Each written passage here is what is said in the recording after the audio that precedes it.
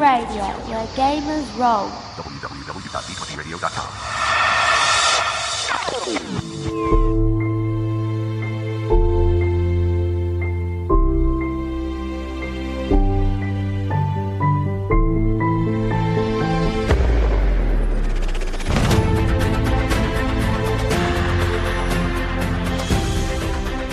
Hello, Gamer Nation, and welcome to the Dice Pool Podcast, covering everything that you've ever wanted to know about how to run and play in the Genesys role-playing game by Fantasy Flight Games. I'm GM Hurley, one of your hosts, and this episode we want to talk to you about transferring settings in RPGs that you already love from other systems into Genesys. But before we get on to that, let me introduce you to my fellow hosts and friends, GM Huzz, GM Flano, and GM Darkfyre, aka Caitlin. How are we all?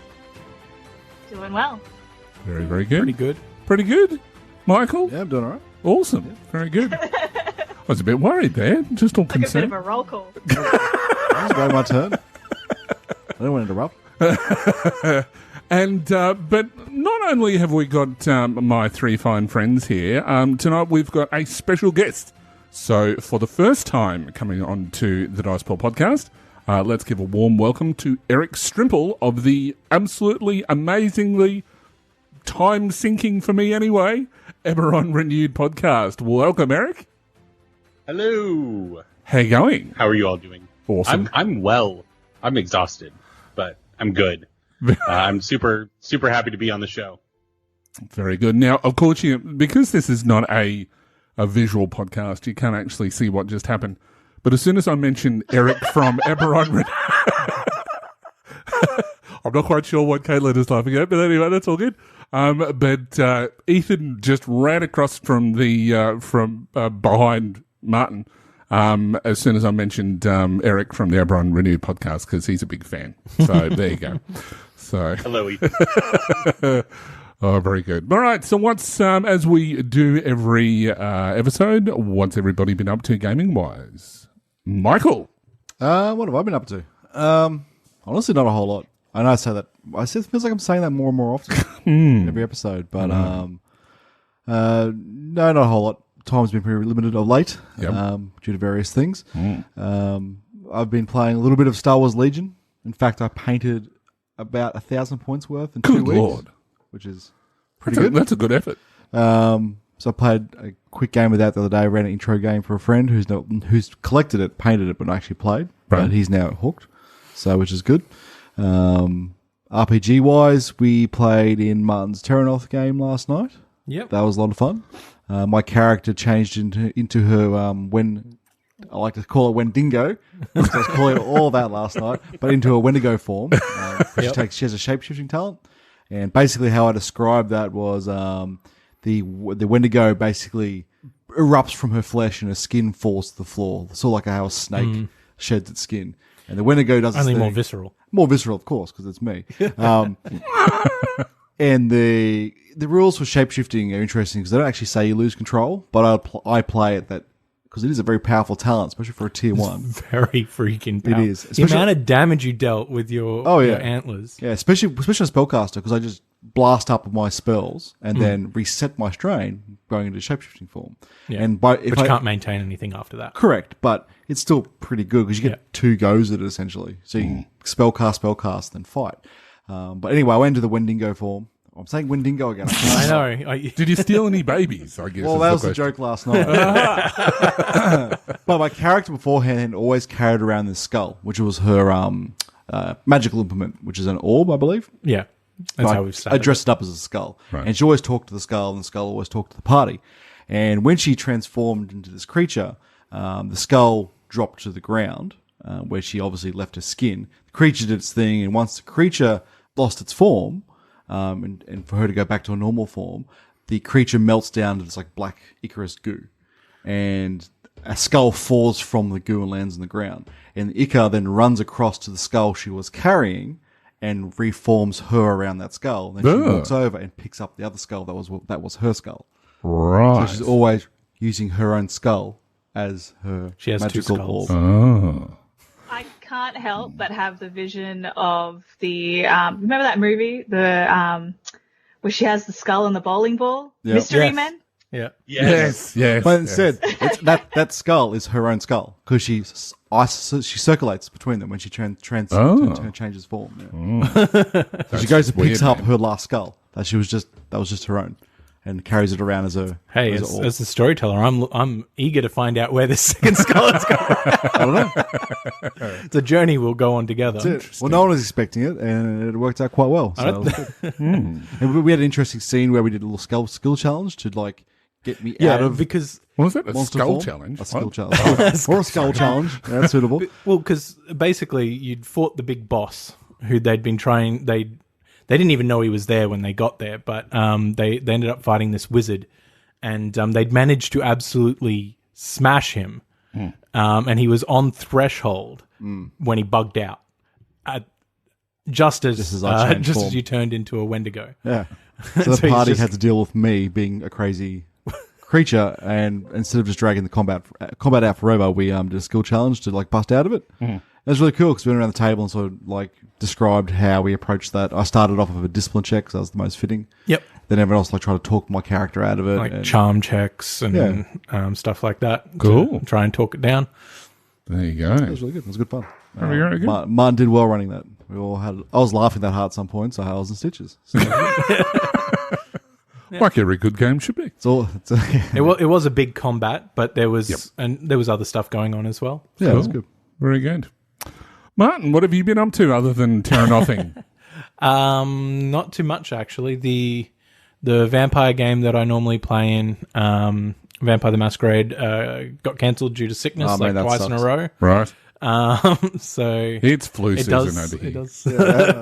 It's very big flu season over here. So yeah. So yeah.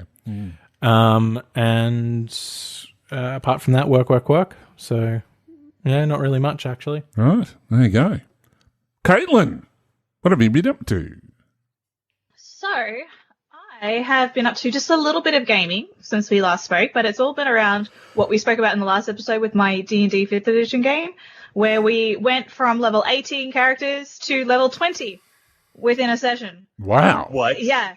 So we played as our level 20 characters this game, which was, as a fairly new person to D&D, already a level 18 character was pretty intimidating. But then going to level 20 has been an experience in itself. But it was super fun to be able to roll 4d20s for my attack and be able to hit on every single one of them.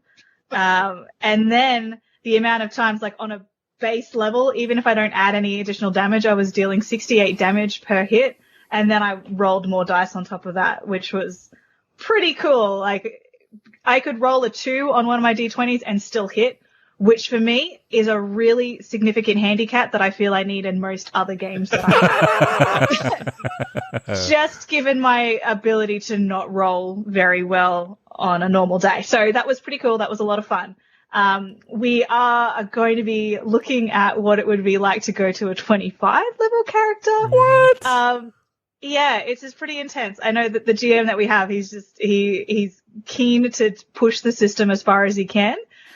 We have other games that we play with D&D that's a little bit more traditional, so this is a little bit more having the fun side of D&D, which right. Intense, I should probably say, because it's all fun. But yeah, so that's been pretty interesting, and pretty much most of what my gaming has been about. Unfortunately, life has a way of getting in the way of all of my gaming, and it's a problem. Indeed. I would 100% confirm that. I've had 2 games that I was in or running cancelled, so I've done very little, but I've had my head deeply buried into some Night's Edge, which will have some announcements soonish, I guess. But that's basically all that I've had a chance to be able to do. Yeah. Now, we didn't actually introduce you properly, Eric, before. So let's hear a little bit about who you are, what you do, and how you got into gaming in the first place. And then let us know what you've been up to, because I know you've been up to a lot. Yes, I've been a busy little bee. So yes, my name is Eric, and I go by DM Eric on my shows because I do live in the world of Dungeons and Dragons 5th edition. And as an early listener to your all show, it's nice to hear more and more of you coming over to the dark side. So, yes. I listen to your show religiously, Eric, and yeah, I want to get into a 5e game now. But anyway, that's all right. Yeah. But yes, I'm from the middle of America, in the middle of nowhere, in a small town in Oklahoma. But I run the kind of mini network within D20 Radio, the Geek Pantheon, which we have 3 shows on the network. The Geek Pantheon show, which just made its triumphant return, where we discuss the end of Game of Thrones and kind of the legacy of the show as everything left off. Then I also do the Knowledge Check, which is similar to what you all do here on the Dice Pool, but for Dungeons & Dragons 5th edition. Mm-hmm. And then we also have Eberron Renewed, which is our actual play D&D 5th edition podcast set in the Eberron campaign setting. Mm-hmm. Which I just kind of fell into that rhythm because that's what I say at the top of each one of our episodes. So we wouldn't know anything about that. Yeah. That I am the Dungeon Master for, because I too ran into that issue that you all have been running into with games getting canceled frequently. So I just made my game a podcast. So now they can't cancel it. We have to make that sweet content. So come over and play games. That's an interesting way of doing it. Good way of doing it. So yes, that's the advice for anybody out there listening. If your games keep getting canceled, make your players start a podcast. And they'll kidnap them and lock them in a small room. Did you give that advice to Ian a couple of months ago? Well, the real sounds a little too convenient, if you ask me. if you want to get really clever with it, you don't even make it a podcast. You just set up microphones and tell them it's a podcast. That's true. I've been playing Dungeons and Dragons since the launch of 4th edition is when I first fell down the rabbit hole, which I know probably plenty of people out there just shuddered as I said the words 4th edition, but I just uploaded. That's fine. Me and my gaming group were super into like MMOs at the time, and so it was a perfect gateway drug into this wonderful world that I now exist in. Then we moved on to Pathfinder, and then we hit like level 17 Pathfinder, and our teeth broke from all the crunch. So that's when we made the transition to Star Wars, FFG's Star Wars role-playing game. Yep. And after some time in the narrative system, I came back home to D20 with D&D 5th edition. But in terms of the gaming I've been doing lately, the only game that I've been able to consistently run is Eberron Renewed. Everything else kind of ebbs and flows. I'm desperately looking for people to play, and this will tie into what I'm about to talk about that I've actually been doing with gaming. The Cyberpunk 2020 tabletop RPG. I'm reading through the source book for that, and I kind of want to try to get a game together for that because it seems super interesting. Any RPG that the class titles are like Rocker Boy, Techie, and Nomad are just it's wonderfully 90s, and I'm super jonesing to play it because I've been at E3 this past week. So I've been playing a lot of games, but not tabletop games. Lots of video games. Got to play Borderlands 3. If you all watched the Xbox conference, the new Ninja Theory title Bleeding Edge, I got to play that, which was a lot of fun. So yeah, I've just been playing video games and work. I was there for work, but you know, I am reluctant to call it work because I got to hang out with game developers all day and just talk about that. So, but that's the gaming I've been doing. So it's been a lot of fun. Not jealous at all. Well, Eric mentions Cyberpunk 2020. I had a mate message me on Facebook a couple of weeks ago. Yep. And he was at a garage sale. I don't know if Americans use garage sale equivalent. I don't know. Yard sale? Yard sale? Yard sale. There you go. Yard sale. Yep. And he messaged me with a picture and said, I don't know if you're interested in this or not. And there is a pristine copy of Cyberpunk 2020 for $1. Oh, my God. And I've gone, yes, I am interested in that. And he bought it for me, and I've yet to pick it up because he lives a distance away, but it's there waiting for me, and that's a bargain of a lifetime, that one. Wow. I have a question because one of my friends told me this and they might have been pulling my leg, but didn't like the first edition of Cyberpunk 2020 for their art use Barbie dolls? Or What? something like that? Really? Can you confirm this Maybe. for me? I have the second edition, so I don't know about the first edition. I haven't Well, seen we that. have a Google machine in front of us. Have a Google. Yeah, I think as soon as you said that, I went to Google. The first edition was called Cyberpunk 2013, I think. Really? Yeah, it was, yeah. I mean, based on the artwork, I could believe that they would use Barbie dolls because this is all like late '90s, like punk zine art. Like it's so It is glorious. It's so wonderfully wonderful to look at, especially being 1 year removed from the setting of the game and what they like their concept of what it was going to be like. But it's all like '90s comic book style. The men were refrigerators and the women were horribly proportioned. Right. So At least Horribly so. I'll tell you what, though, that if it's proven that that Cyberpunk 2013 or 2020 has used Barbie dolls, Well, the front cover has no Barbie doll on it. front cover doesn't. I It'd he's be probably interesting to pulling know my leg. Yeah. because I tell you what, that'd solve some artwork issues with Night's Edge. Anyway, I'm pretty sure Mattel will have something to say about that. maybe, Yeah. maybe I don't know. I think they have a pretty tight grasp on their Barbie intellectual property. There. Apparently, it's popular. Really, I wouldn't know. I've never had. I never had a daughter, so yeah. But anyway, all good. To be fair, I googled Cyberpunk 2020 Barbie dolls, and I was a little bit disappointed that I didn't see any Cyberpunk Barbie dolls that had cybernetics on them or any of that kind of stuff. Like, Well, there's a gap in the market, Caitlin. Just disappointed saying. in my results.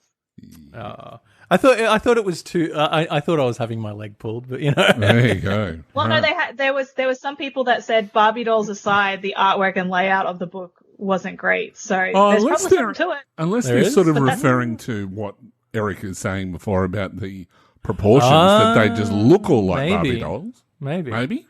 Well, if anyone's listening to this and they know the truth, Let us know. let us know. That'd be great. Or laugh at us. But anyway, I'm not sure. The But truth is out there. all good. maybe we can use this episode to do a Genesis hack of Cyberpunk, and then we can all play it together. Yay.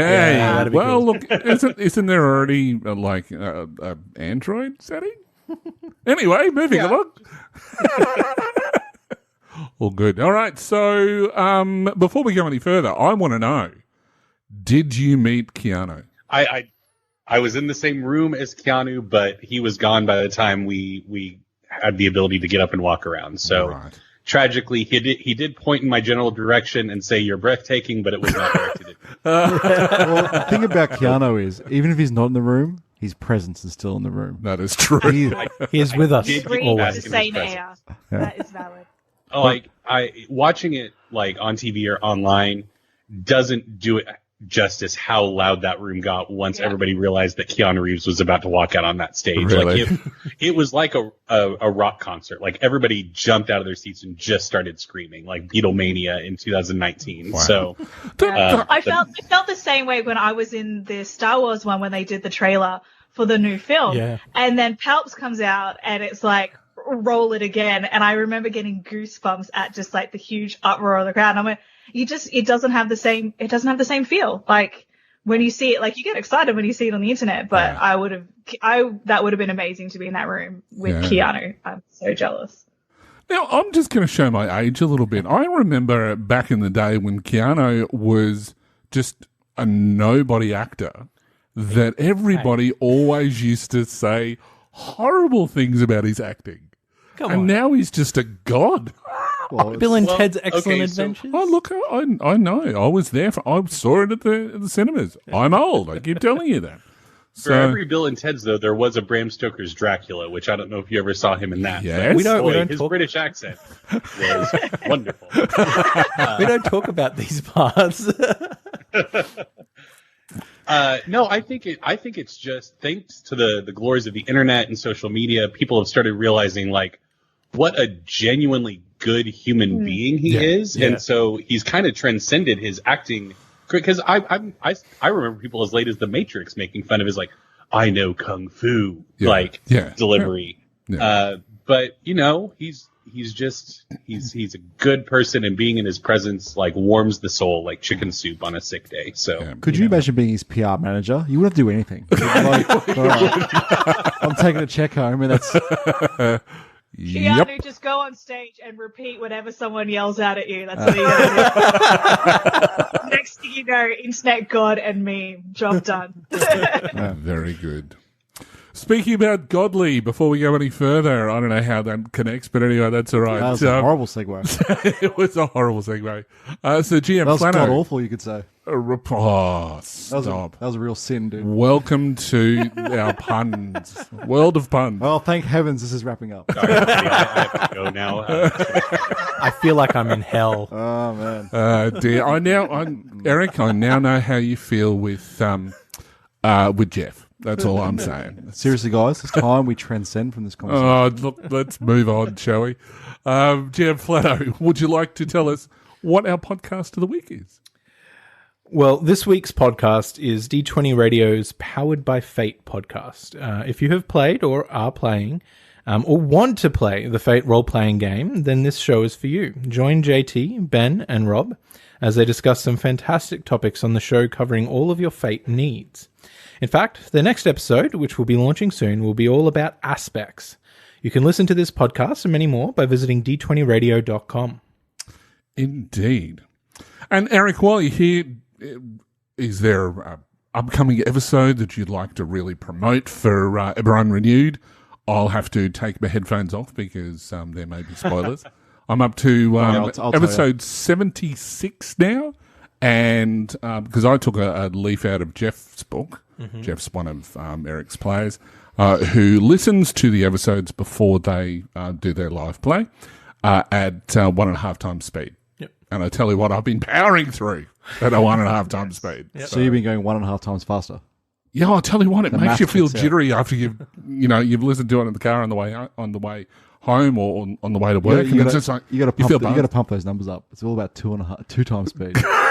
Or 2.5 if you're really. I tried to break the 2x barrier, and I just No, can't. no. I do 1.5. I tried to go up to 2, and it's just I just can't do it. You got to pump those numbers up. I did try to get 2, but yeah, no, 1.5. Yeah, To get through some of our episodes, you probably have to do the same type of thing because we have some pretty long ones. I just skip I on. wasn't going to say anything, but you're talking awfully slowly compared to the way I normally experience you. So if we could pick up the pace, that'd be great. Don't take any offense. I listen to my own show at 1.5 speed. I don't want to hear myself talk that much.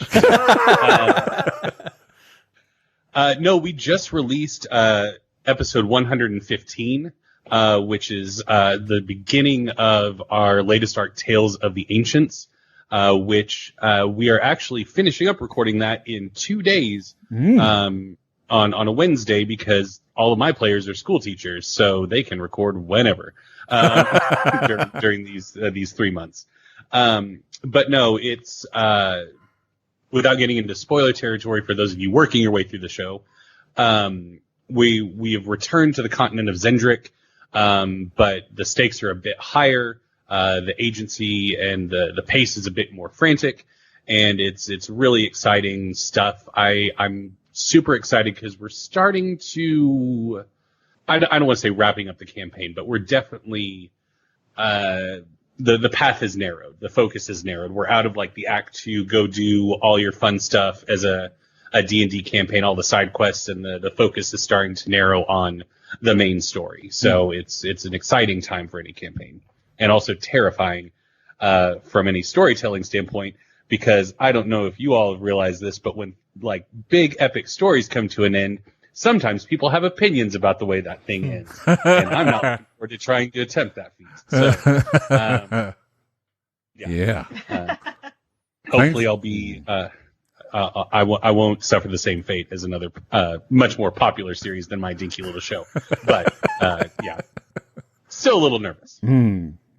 So yes, what about that Game of Thrones? Anyway, moving on. Well, my tip is that just don't try and squeeze 2 seasons into half a season. And you'll be fine. That's fair. That sounded by. I'm gonna take that advice. I'm gonna put that. That's all you need to in the do. back of my head. That's all you need to do. Thank you. Don't rush it. Yep. Let the story be told. Very true. All right, so we do have a lot to discuss, but you're welcome on board for the episode, Eric. But should we get into our core of the show? That'd be yes, no, yes, good plan. Yes. Look, I suppose we should. Thanks. At least I've got some level of support. I didn't think I had the authority to be the second on that. So I just silently. Core of the show. And welcome to Core of the Show, the segment where we take a deep dive into a topic concerning the Genesys role-playing game and, of course, gaming in general. Now, Genesys is such a fluid game, so it's easy to adapt anything to it. And, of course, with the plethora of material out there to plunder from, it's never been easier and more fun to do.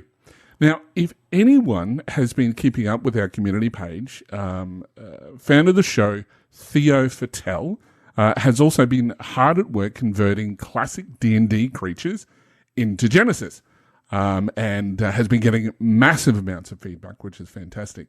And additionally, on our own page and on the FFG forums, there are plenty of fan-made Genesys settings that have been converted from other settings. And after all, that's really at the heart of what Genesys is all about. And why we here at the Dodgeball Podcast love this system so very, very much. Now, on this episode, we're going to be having a bit of a discussion about grabbing elements from other non-Genesys role-playing games, or even entire settings from other systems, and then converting them into Genesys. For that purpose, we've brought on Eric. The main reason is that somebody out there has recently done a conversion of Eberron into Genesys.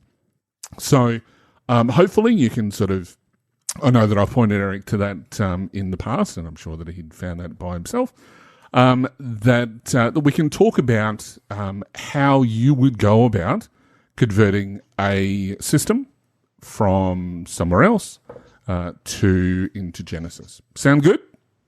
Yeah. Particularly if it's one of your Sounds good. favorite settings. Yeah, true. That's Yes. why we wheeled a Eberron expert out like Eric, who Yes. could help give us examples. Please do not put that title on me. Oh, no. It's been done. It's been done. Yes. My listeners would violently disagree with you on that. That's all right. We get that too. All right, so guys, where would we like to start first? Should we talk about sort of what some of the sort of initial pitfalls would be with regards to transferring a system into Genesys? Now, I know that we've talked about this very sort of briefly in the past about what some of those pitfalls are. So let's just focus on that for a tick. So, Martin. You can clearly see I had something to say. My personal take on this, the biggest pitfall you can fall into when trying to convert an existing system with its own rule set over into Genesys is trying to duplicate it exactly. Yep. One for one. Right? I'm sure we've all been there. You're trying to make something do everything that the creature or the spell or whatever it is in that setting did. Yeah.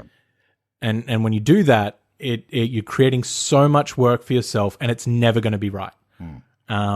As long as you're capturing the theme of what it is that you wanted to do, and what that thing was at its heart, I think that's what you need to aim for. Do we all agree on that? I would agree. Absolutely, yeah. Absolutely, yeah. Mike, Yes. do you have any thoughts about, because I mean, our experience as far as converting systems go, we've been pretty blessed because we absolutely love Android and we love Star Wars. We love Star Wars, and we've got our fantasy hit when it comes to Terranol.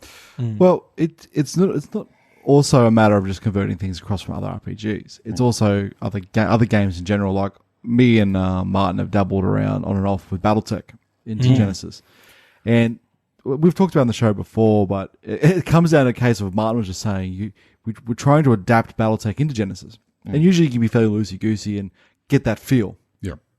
But the thing with BattleTech, when you're in the mech combat, what makes BattleTech is the tactical sort of strategy of it. Yeah. If you take that away, you sort of lose what BattleTech is, and you then play more of a cinematic mech game, which is fine if you're playing in not a BattleTech universe.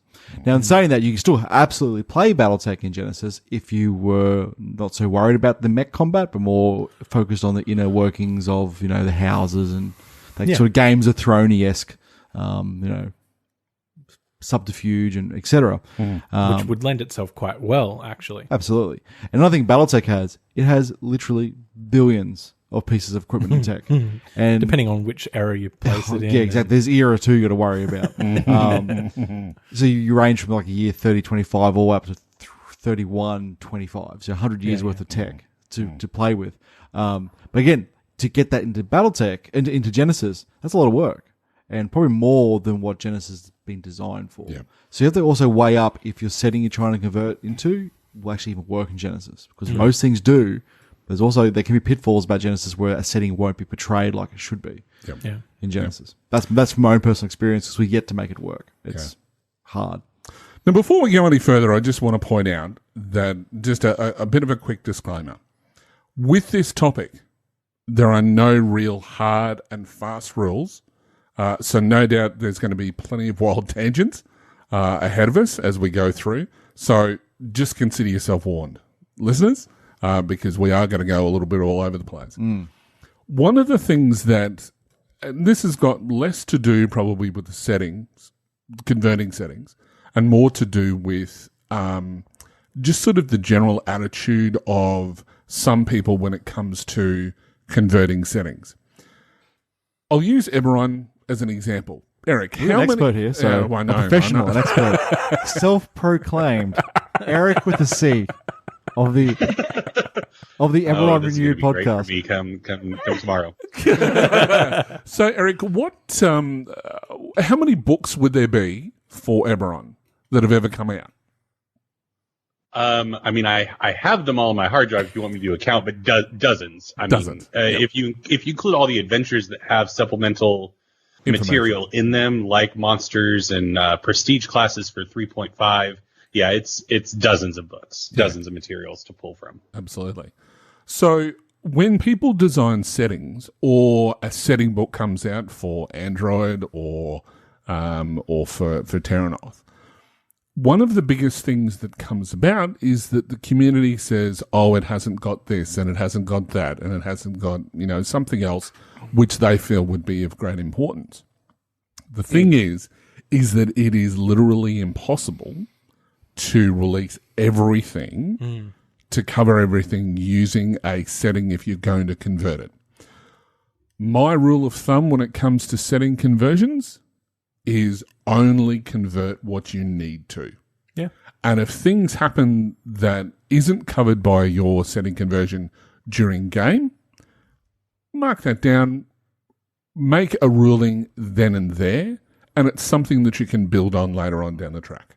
And in saying that, the most common things that are going to come up are things like creatures. Yeah. And honestly, if you risk in a stat block on the fly, the player's never going to know, and they're never going to question that card you're using is acting as something else, because unless you tell them, they're not going to know. That's right. And if you really, really want to make a stat block for them, go nuts. Otherwise, if you find a suitable creature card which works, just you keep using that. Yeah. Well, the other thing that I've started doing is that just because a creature card or a stat block that you already have doesn't say it can do something, doesn't mean it can't. I've lost count of how many times that I've picked up a card to use, and I'd already represented the creature as something worse than what it appears on the card. Give it a rank of adversary. Give it a couple of ranks of adversary if you want to make it tough. And use the optional rules in the Genesis core and make them a named nemesis, where they get another round of actions at the end of the turn. Yeah, if it needs to be tougher, make it tougher. And that's the same thing. So if you're converting something across and it does something that, or it should do something, you realize at the last second that it doesn't have written down, that you haven't included, make something up. No, I think one of the biggest things with conversion, because I have experience with Eberron going both ways, because I did the conversion. for our Patreon, we have a tier where we're doing a campaign set in Eberron run by myself and Philip, one of the players. And we started that game before the Eberron 5e materials came out. So we had to convert 3.5 to 5th edition. And now I'm in the process of converting 3.5 and 5th edition to Genesis. And one of the big things is like that I use, just because a monster card has a name at the top does not mean that that has to be the monster that, like, if I need a flaming skeleton archer, I don't have to stat out a flaming skeleton archer. I just find like a bandit that has a bow and I like give it a flame property and I'm done. Like you don't have to, especially with monsters, just give it a different name for everybody's sanity.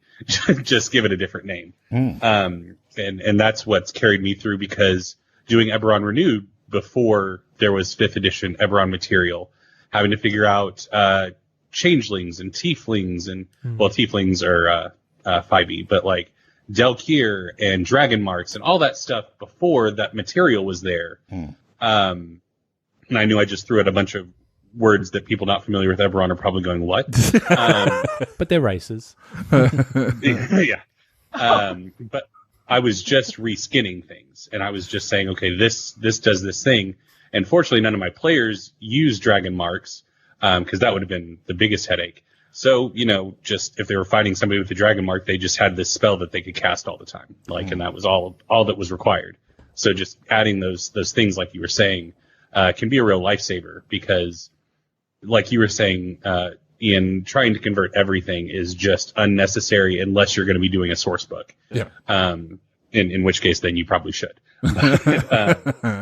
But I mean, the thing is that you see some people who've come out with their Genesis settings of like 40k and Call of Cthulhu, and they're like 400 pages of content.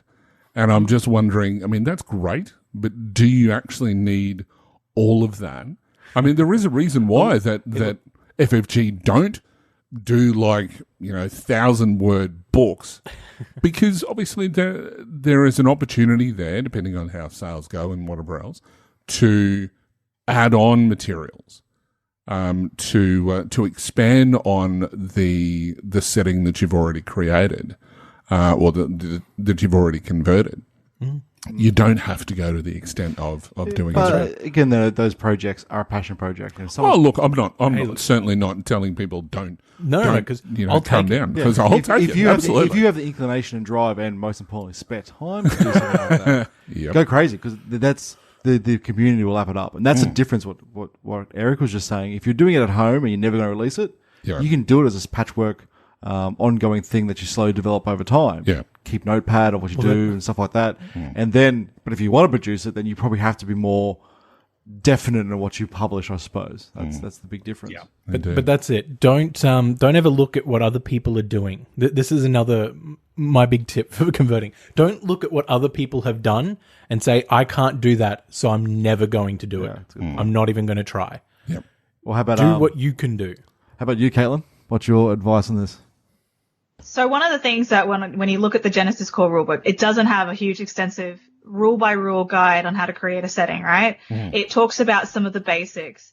It talks about tones, factions, organizations, some of the really high level key elements to a setting to enable you to pick up whatever you want and start playing, right? So from my perspective, when I look at that, and when I look at and particularly even for me, I always want to make sure that I try and reduce down whatever setting I'm going to do to have the core elements of why I like that setting and what makes that setting fun. Yeah. Because no matter what game you play, sure, the mechanics have a big part in what makes it enjoyable as a player, but you're not playing a game for the rules. You're playing a game for what the setting is and why you want to be in that world. So when you're picking up whatever setting you want to do, part of that they have there as a basis is the tones, is the overview, what are like the key concepts and what is at the heart of the game that you're playing and what makes that enjoyable for you and your players. So I'd say from my perspective, some of the biggest pitfalls you can get into is kind of biting off a little bit more than you chew, which is, I think, at the core of what you guys were just saying as well anyway, is looking at the setting in its entirety, in its rules and its makeup versus at the heart of what actually makes that world fun. Exactly. Yeah. Very good. All right. We've talked a little bit about what sort of to do in those initial stages. We've talked a little bit about what some of those pitfalls are. Yeah. Eric, when you've looked at Eberron and both what the other people have done and what sort of you've looked at sort of casually about how you would go about converting that, what are some of the big things, the big ticket items, for want of a better term, which sort of really suit the setting that you feel would be difficult to translate over to Genesys? Well, I mean, the most difficult thing I feel like in any setting from another role-playing game to transfer into Genesys is anything that is baked into the mechanics.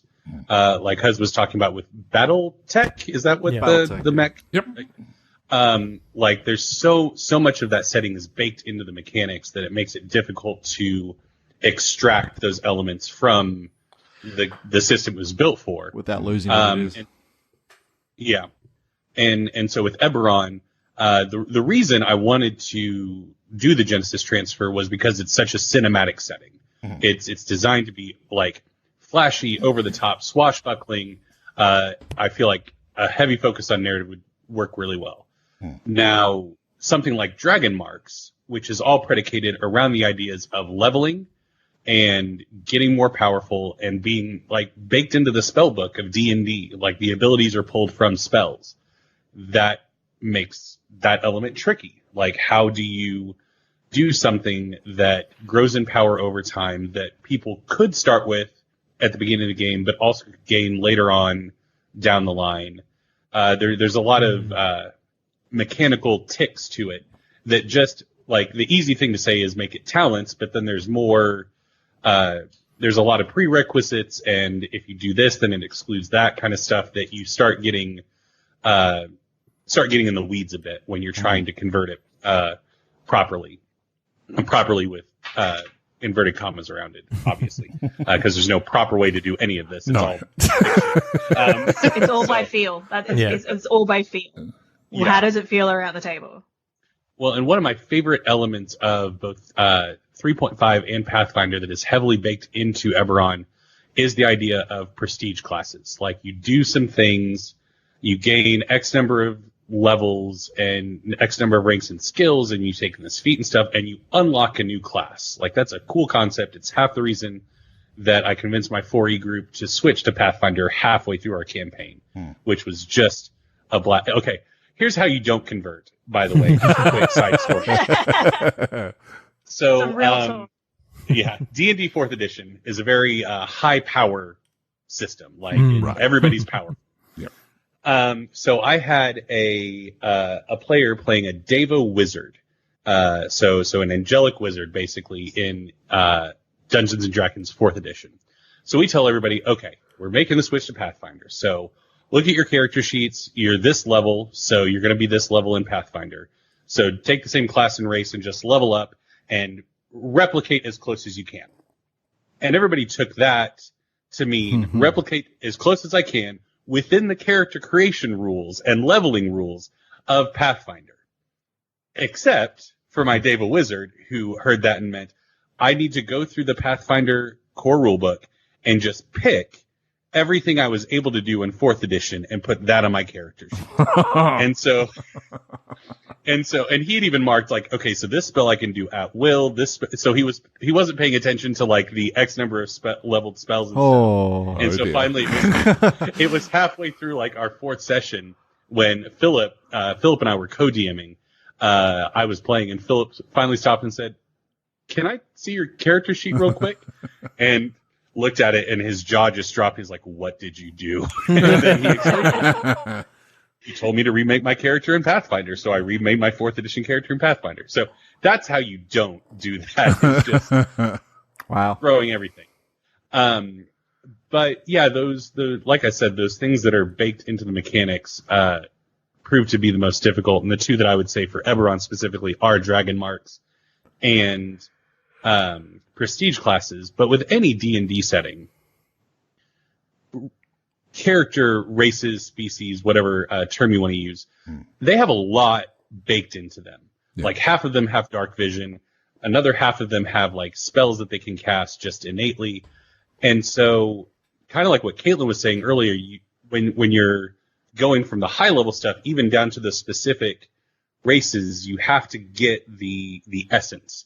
Like with a changeling, what is a changeling known for? Is it dark vision? No. Is it being able to change their appearance? Yes. So maybe throw the dark vision out and keep the changing the appearance thing. Because I know that the core rules, the Genesis core rules, does give some suggestions as far as number of points that special abilities that should have when you're designing races and stuff like that. Just very quickly, I just want to talk. I don't think there's going to be massive spoilers here from Night's Edge, but one of the things that we've been talking about is when it comes to things like prestige classes, that you can create talents, but you put prerequisites on them.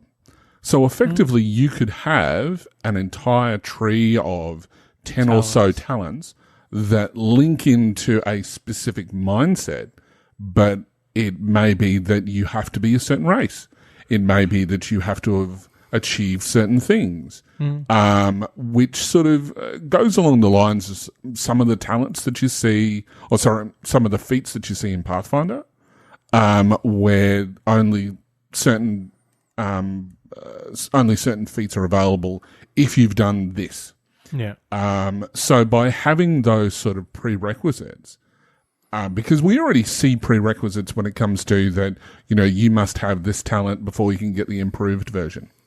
Yeah. I don't see there being a problem that can allow for things like specific circumstances prerequisites, certain racial prerequisites, and even certain career prerequisites. You could even do well. characteristics and skill ranks if you wanted to get really yeah, absolutely. You just got to be careful that if you're weighting stuff for one race, you're not making that race too powerful by giving them by only giving them that option. Exactly. But got to be balanced. Yeah, it's got to be balanced. You've got to be aware of your balance. But this sort of thing is great for creating that sort of feel to it. You can do so much of it. Like you can create prerequisites using the keyword tag is allows you to do so much with talents, because you can have an entire set of talents where it has, say, three keywords on it as your prerequisites. It could be soldier, gunslinger, mercenary. 3 random examples. And any talents with at least one of those prerequisites, you have to be one of those careers to have that, to buy into that talent. Yep. And that's another way you can do skill trees. Like in Star Wars, for example, it's a little bit more fluid. So you could have a heap of those like soldier talents and gunslinger talents and mercenary talents. So you're setting that's very specific to those careers, but they're not super focused by being only on one career. Yeah, and I wouldn't make too many in that tree either. No, but that's the example. Yeah. So if you were someone who really wanted to develop, let's say, Dragonlance, okay, and convert that setting over to Genesis, what you might be looking at is you're looking at your different classes.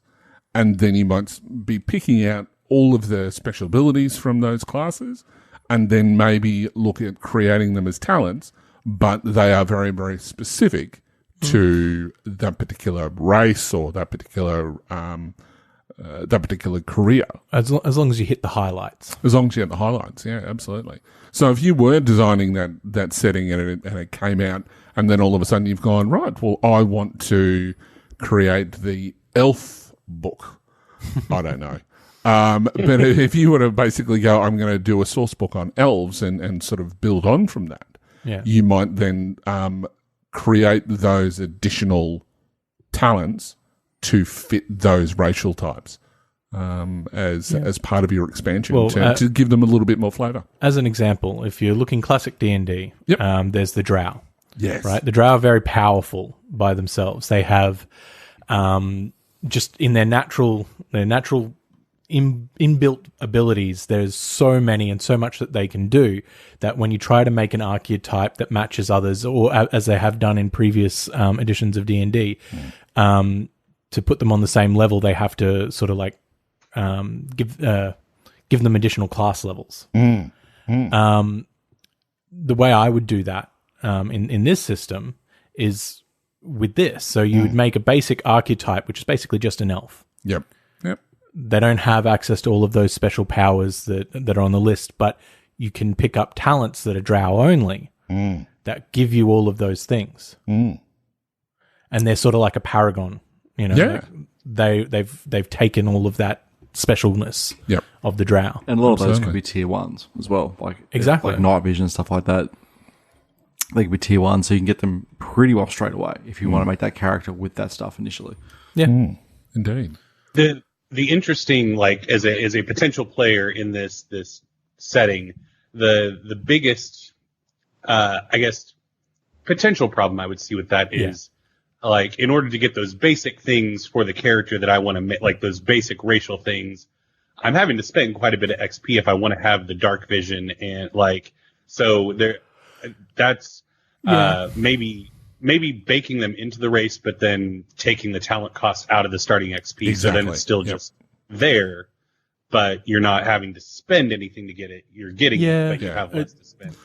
Well, There's part a of that- lot when it comes to Genesis as well that have these special abilities or bonus talents when it comes to character generation. So I know in seeing other examples in settings, like I've seen some of the familiar setting where it has the familiars with Chris Witt from, you know, podcast. He has the familiar settings, and part of that is the character, and then it has the bonus magic ability that it has, and that's innate when choosing that character. Plus, you're able to do like things on top of that.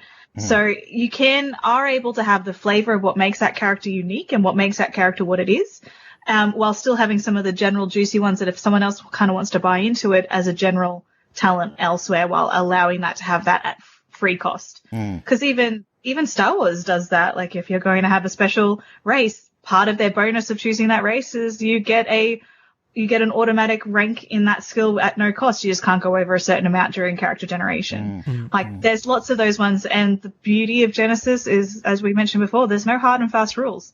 So if you're transferring it over and it makes sense and it's not overpowering the characters, do it. Rule is cool. And the nice thing about the Drow specifically is in 5th edition, they have, like if we were doing a conversion right now of them into Genesis, give them dark vision because they live underground. That's kind of their whole deal in Eberron. But to balance that out so you're not having to ding the XP at all in that regard, they do have sunlight sensitivity in 5th edition. So give them that to where they have X number of threat on rolls when they're in direct sunlight. Or just something to where when they're out in the daylight, they get a negative consequence. So that kind of balances that a little bit from an XP standpoint because they have that detriment on top of that bonus. I agree. The sort of things that I would take out, though, and make a talent would be like the globe of darkness that they can project. Because a child drow probably can't do that. In 5th edition, they can't do that until 5th level. So it makes sense for that to be something they gain later on down the road. Well, you could also go, speaking of like, talents which represent racial abilities. There's another way you can approach that sort of makes more sense in terms of, why wouldn't I have night vision initially because I'm born this race? You could have an elf, right? Generic elf as your archetype. It has its base abilities, whatever that is. That has an array of talents associated that only elves can buy. And depending on what talents you buy, they're all tier 1, so you can buy them initially at character creation quite easily. Depending on the talents you buy, it determines what type of elf you are. So if I was an elf who bought this, and this, quite clearly I'm this sort of elf, and it's up to me as a player describing what sort of elf I am, what breed, what race of elf I am. So it's a way of creating sub-species, sub-races, I should say, that are up to the player's control of what they look like. Without having a write-up for every single sub-racer of elf. And I just want to add, though, as well, we're coming up with this on the fly. Yeah, So we are. there are going Absolutely. to be some downfalls in what we're saying, but this is the beauty of Genesis, is that you can do things like this. You can play around with the rules. This is what you need to do when converting, is to try things. Yeah. Yep, Just absolutely. try them. There are some rules of thumb, though, that from our playtesting and talking to Sam and other people, is that if you, as opposed to Star Wars, Star Wars has a lot of their races and species. This is the granting talents thing. Correct. Yep. So basically, when you've got races in Star Wars, or species in Star Wars, should I say, what happens is that they can sometimes gain one rank in this particular talent. Okay. When you're talking about talent trees, and the trees are connected to a particular career or a specialization, okay, that's fine. As soon as you go over to Genesis, where the careers only determine what skills that you use, that you can't actually give talents to species, because it throws out the balance of when they can get tier 2, tier 3, tier whatever. Yeah, because further on down the track. Because you can give them special abilities, but you can't call it a talent, because if they gain a talent, it goes on that tree, on that chart at the the talent and it breaks pyramid, and it breaks it. Exactly. So what you have to do instead is that, as you just said, Martin, that you have to then go, they have this special ability which does pretty much the same thing, but it doesn't actually. And in some cases, that can actually be better, because a lot of talents you can only pull off once per turn, sort of thing. Good example is quick draw. If you've got quick draw, you can only quick draw one item once per turn. Yep. It specifies that deliberately. But if you have an ability which allows you to do the identical thing again, because it's not a talent, it's not a duplication of quick draw, you could get the benefit of both. Yeah. And we encountered that just recently working on Night's Edge. We were working out the holster rules. And essentially we just gave the holster rules a little bit more limited quick draw ability, where you quick draw anything, just like quick draw talent, so long as it's encumbrance 1 and a encumbrance 1 weapon. That's it. So it's essentially exactly the same. So if you have quick draw as the talent, you benefit from the holsters and the talent, both in the same turn. That's a bit of a tangent, but a little bit of a tip when it comes to working out talents and abilities. And the only thing that you have to worry about then is, and this will come out in some playtesting that you're doing of your system, as well as that, just from your general knowledge, it may be a case that you decide to go, okay, well, I need to cover off, just in the description of that item, how it interacts with those other talents. Yeah. And that's all that you need to do. I think one thing, if you're doing patchwork, like we're all speaking about this a lot of times as if it's your home game, like you're doing this for homebrewing, not publishing it. Something else you can do is think about the campaign you're going to be running and let that inform what abilities you give the archetypes. Because like in Eberron, there is an entire culture of halflings that ride dinosaurs. They live in a place called the Talenta Plains, and they just ride around on Triceratops all day. They wear super cool-looking masks, and they're terrifying. I want to play Eberron now. So do I. That's the real reason why I agreed to come here, is I'm going to convert everybody to one. I'll play Wilma. It's fine. But if you know that your campaign is never going to go to the Talenta Plains, if you know that your campaign isn't going to feature mounted combat, just you're going to be doing an urban campaign, you've already sold your players on that in session 0. You don't need to worry about giving your halflings like a boost to like mounted combat or something. Whereas if it's going to be set in the Talenta Plains, and you know that you have a player that is going to want to play a mounted dinosaur riding halfling, because why wouldn't you want to play that? Then you're going to want to make sure that that's incorporated into that archetype. Yep. So that's another thing if you're doing a home game that you can kind of fiddle with a bit. Absolutely. Yeah. Focus on what's going to happen around the table and what your players are actually going to care about first, and then make the other stuff fit as you come along, like Ian said before. Make a note, make a rule at the table, and then move on, so you're not sitting around making it up as you're trying to play the game. That's all I do on my show. Well, I mean, as I go. Writing the rule book while you're trying to play the game. Enjoy the game playing, write the rules later. That's always much more. Yeah. Now, I did want to step away from talents just for a moment because How do we even end up in talents? We got there somehow. Tangents. prestige classes, Yes, how to sort of that's replicate very that sort good. of Yeah, thing absolutely.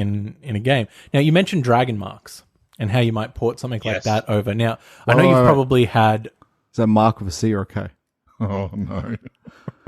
with a K. But I know you've probably got lots of different ways you've thought about doing this, and how you might implement something like this. But while you were talking, I was thinking about how you can pull other systems from published material to sort of represent similar things, and the idea of heroic abilities is what came to mind when you were talking about the dragon marks. Have you considered this? And I know I can already think of many pitfalls as to how it wouldn't work, but yeah, have you considered this, and what have you thought about it? Yeah, just so I'm giving due credit, because I'm sure I'm going to mix a lot of ideas in the blender that is my mind.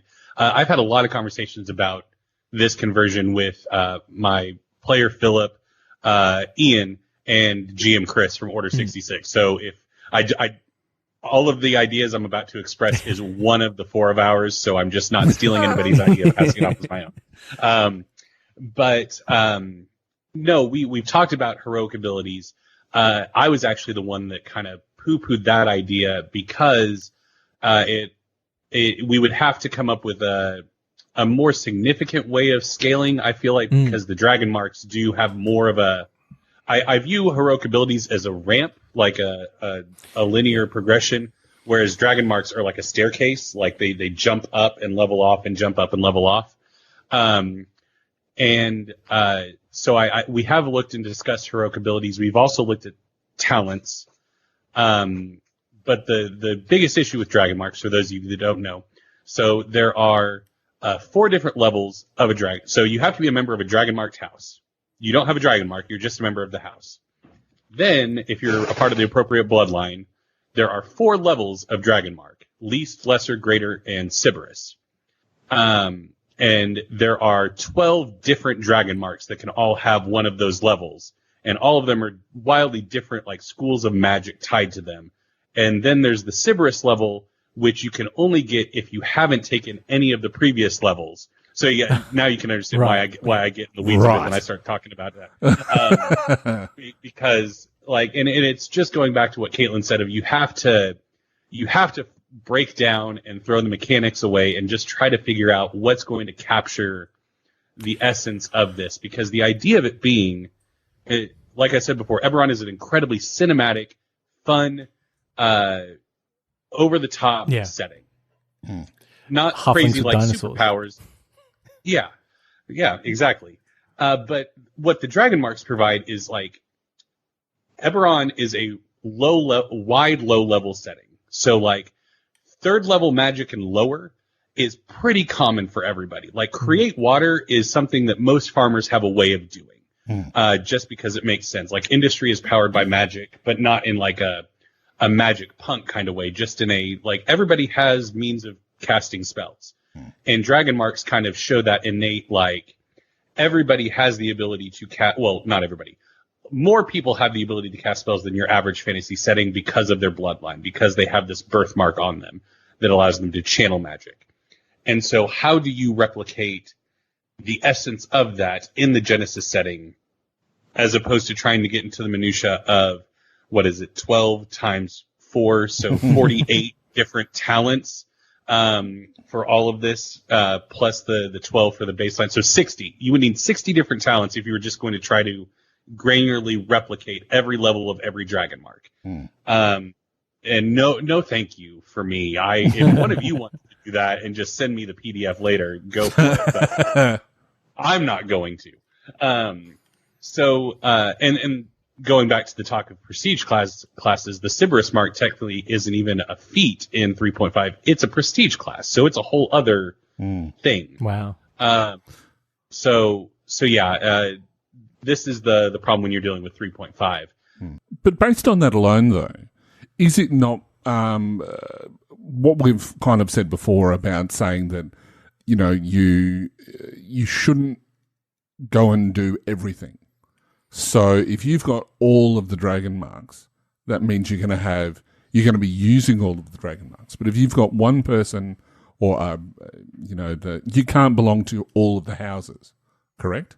Yeah, correct. So you would only basically focus on those houses that you think are going to be using during that part of the campaign.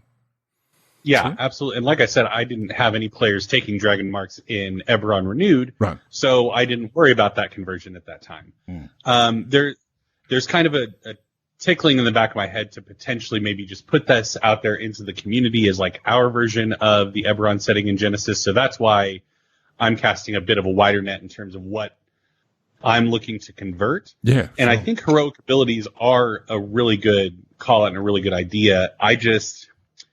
I hate the idea. I hate the idea of taking the flexibility of heroic abilities, because that's what I love the most about them, is the flexibility of them. Taking that away from a player that wants to play a dragon marked character, if that makes sense. Like saying, okay, if you want to do this thing, you have to use your normally very flexible and like iconic thing for your character for this specific thing. Yeah, it's that fine line between not trying to remake the rules, but if you don't remake the rules correctly, you lose the spirit of those rules. Yeah, true. So you got to strike that balance, and I imagine it's even harder with player choices because you don't necessarily know where your player's going to go. So yeah, as what GM Huli just said, if the players don't have this, and this, sure, that may be the case for now. But when a player rocks up in the next session and they've decided to take these other choices, you as a GM have to go, okay, I now have to create all these new things for that player before the next session. But I mean, again, it goes down to what I was saying earlier, is that all of the dragon marks, correct me if I'm wrong, were all of the dragon marks originally in the very first rulebook that came out for Eberron? Dragon marks are one of the most iconic things about Eberron. Like it's baked into the setting. And the reason I didn't even have to look up that there were 12, because Eberron has this recurring theme of 12 plus 1. So like there's so many things where there used to be 13 of them, but now there are 12. There used to be 13 dragon marks, now there's only 12. There used to be 13 moons, now there's only 12. It's a reoccurring thing, and dragon marks are one of those things. So if you were to put out a Eberron to Genesis conversion and not have dragon marks in it, it wouldn't be usable for people. You lose the spirit of it. Okay. Yeah. It's like Battletech mechanics. Yeah. Now, looking at the heroic abilities, because I have my copy of Realms of Terranoth here in front of me, that I picked up at Gamer Nation Con. See you all there next year. I mean, it is a possibility to, rather than feeling like you're shoehorning the players, just create a heroic ability that is called Dragon Mark, and just say that's a choice. Like, so you're not taking away the player's choice. You're not saying, well, if you want to play a Dragon Mark character, you have to do this. Saying it's an option for you, and just leaving it at that. Like I said, the progression isn't as staggered as it is in Dungeons and Dragons, but that's just the way Genesis rolls. I mean, Genesis doesn't even have a leveling system, so trying to replicate something that's based on a leveling system in the form of dragon marks for a levelless system is kind of folly to a certain extent. Difficult. The big drawback of that, and I know it was the one that pointed it out just then, is that you can't gain a dragon mark later in life. Yeah, that's true. Yep. And so scratch that idea. Never mind. Not necessarily. No. It goes down to the wording. Well, this is it's like at character if this is not chosen at character creation, this heroic ability is not available. Well, and the reason I mentioned this as well is that the other, when you're looking at converting a system or you're looking at doing anything in Genesis, just because there's an optional rule already for something similar, doesn't mean you have to use it. True. You don't have to do magic the way that they say in the book. As we very well know. That's an optional rule. Like, you could make an entirely new magic system or do vehicles a completely different way. Heroic abilities can function completely different. Yeah. Even just allowing you to take multiple heroic abilities is a small, but massive change, or decreasing the XP gain to level them up. There's so much you can do by just taking what's written, and not even necessarily writing it. Just literally change one or two words in those rules, and everything changes. The carry-on effect. Or is instead huge. of them going up based on how much experience your character has gained, maybe they go up by buying a talent. Yeah, that's not why we're doing it. That's true. I mean, it goes down to that whole prerequisite thing again. That there's nothing wrong with saying that, you know, a particular range of talents doesn't have the prerequisite that you must have this heroic ability or whatever else. And the same thing goes for the net and things like that. So whatever game you're bringing across, if the system doesn't reflect what you're wanting to portray, you don't have to use it. No. And this even down to the base rules in Genesis. If something doesn't work, change it. Well, like that comes back to what I've been trying to do. I've been bouncing around ideas and taking rough notes for like a Rainbow Six military shooter style Genesis setting. Genesis combat rules are great, but they do lose a little bit of that punch. The lethality is definitely blunted. Well, as you've said with crits, there's a lot of crits that end at the end of a combat, so there's no ongoing effects from them. No, that's it. So I'm looking at overhauling the notes I've taken. I'm looking at completely, not completely, but modifying the pre-existing combat rules and making them more brutal and more devastating to both players and PCs. But it comes down to placement and how clever and tactical you are, opposed to just praying that the dice don't roll positives or negatives against you. So it's interesting. But that's an example of what you can do. You can take any fundamental rule and adapt it to your system if you're feeling confident enough. But what it comes down to then is also playtesting. Yeah. And don't be afraid to jump into your session one and playtest it. Let the players know, hey, this is going to be an evolving set of rules. Things may change. And if your players are all cool with it, then treat your campaign as like a playtest as you go along. Because the story to mechanics shouldn't change a whole lot. So the story you're telling will still persist. And if some mechanics change, then so be it. But the story continues. We know that from playtesting. When we've done playtests for FFG, we have a narrative, and often between sessions where FFG have provided an update to the rules, we go back and change or tweak or even completely overhaul our characters. But we continue playing those same characters, and that doesn't change. Because if people are concerned that, everything has to be perfect, I'm not going to try it. I'll tell you what, FFG do this all the time. I don't think there's anything that I'm going to say right now that is sort of, you know, against NDAs or whatever else. It's just part of the general playtest process is that things are going to change because they'll come up with an idea which, I mean, they're obviously, they do it for a living. It's what they do. They've been proven game system developers. But like everyone, they're not infallible and they're going to make suggestions. And it's through playtesting, they may have forgotten that there's going to be some other talent which is in this particular book that is going to really clash with that particular talent, or it does it the same way, but just worded slightly differently and things like that. So playtesting, as Mike said, playtesting is so important, but don't worry about giving it a go, throwing, caution to the wind, saying this is what we think is really cool. If suddenly it's found that it doesn't work, well, it doesn't work. Move, change on. FFG have errata as well, so even after the published stuff changes. So. Just make sure that as a part of your session 0, you set the player expectation that these rules are prone to change as we develop and grow as a group. That's right. And chances are, if you're the GM who's confident enough to make their own setting, chances also are that your players are the type of players who will have no problem with that anyway. They're going to be on board. You're probably going to have that sort of group dynamic in the first place, so you're pretty well set. Indeed. Or in my case, you have the hubris to create your own setting and you don't actually know what you're doing. And then you lock your players into a podcast so they can't get away. So it all works out well. There you go. So then the next question we've got is, knowing what you know now, what would you do differently? Just probably not.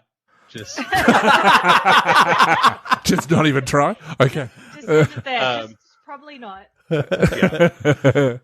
Sound advice.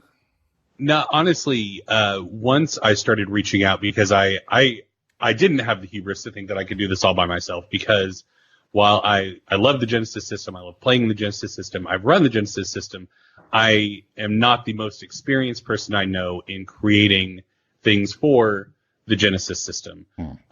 So that's why I contacted Ian and Chris. Ian, because obviously I've played with him quite a bit over the years in Genesis. And then also Chris is plays Genesis, has created stuff for Genesis, and is a huge Eberron fan. So I knew that he would kind of have the knowledge in both camps. Now, what I also should have done that Ian and Chris were very quick to start throwing my way was go ahead and do my own due diligence of is there stuff already out there that people have done and that I can steal from? Because I just kind of hit the ground running with like, okay, let's start tackling races, changelings, let's go.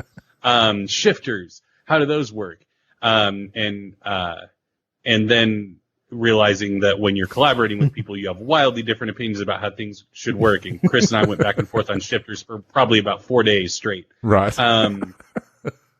But no, I think coming from the D&D world, the biggest thing that I realized I should have done differently is I started off way too granular, way too crunchy, way too like, okay, so changelings can do this and this and this.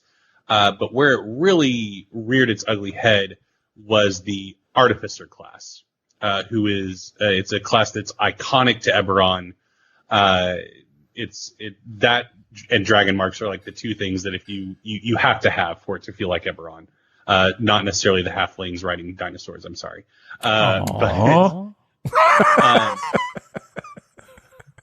But the thing with the Artificer is it's a caster class who replicates magic, not does magic. It, like, the Artificer always just has something on them that, like, imbued magical items that replicate casting magic, and they specifically deal with magical items. And so how do you create that in Genesis and give it that proper flavor to where you're not just saying, well, we're just going to take the arcane skill, use the existing magic system, and call it an Artificer? How do you make it feel like an Artificer? And Philip and I spent a lot of time going back and forth on that one, like going into like the runes in Terranoth and like how can we do this? We even went to like the net running like mechanics in Android and like could we do something with this? And it was Chris who finally stepped in and was like, guys, stop. Like just find a simple way to do this. And Philip was the one that came up with the idea of like, what if they like existed in the magic system, but we just add a caveat for the artifice skill. It can only target items. So any magic skills that you decide, whether it's attack, barrier, conjure, it can only affect items. It cannot affect organic beings, essentially.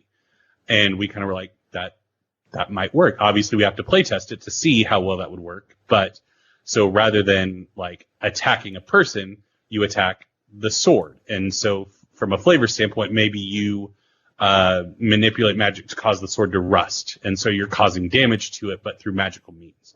So yeah, the thing I would do differently is not get so in the weeds about the rules and trying to do something. I was trying to do something interesting with Artificer, and I realized that was silly because what we ended up with as of right now is interesting in and of itself rather than trying to get something super complicated like the net running rules and make those fantasy. Which I still want to do somehow, but I reckon you could do something similar to net running but like instead of the net, that's like an ether. Or the astral plane. Or the astral plane or something like that.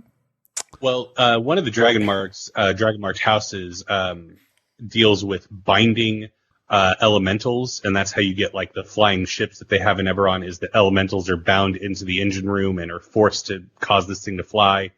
And it's become like a running gag that in Eberron Renewed, like I'll refer to a house being abnormally cool because they've bound an ice method somewhere in the vents above the house and it's providing cool air. That is kind of cool. But maybe doing something with that specific house, and that's where you bring in some of those cooler Android setting rules about how you bind elementals or unbind them or whatever. But maybe something more specialized rather than like we were talking about, that's how the artificer would unlock magical locks, was using those rules. It's like, why would we do that for something as mundane as unlocking a door that's magically locked, which all of the doors are magically locked in Eberron. Why would you use a mechanical lock when you can do magic locks? Yeah, So yeah. don't try to be cute about it, is my advice. Like, don't try to get, just do the easy thing and move on with your life. Yep. All right, so we've talked pretty much about how you would look at the pitfalls of going from one setting over to Genesis. We've talked about talents. We've talked about, just getting a general feel for some of the high points or features of the setting and converting it over as well. Obviously, one of the things that Genesis provides is the setting sheet. Now, the setting sheet allows you to go through, if you're creating your own setting, to answer a few questions, as we did back in, I can't remember which episode it was. Well, it would have been setting roulette. It was called Setting It Out. That's all that I remember. It was about 7. 7 or something like that? Yeah, sure. Oh, I'm sure. You just totally guessed that. But anyway, that's If all I'm right. right.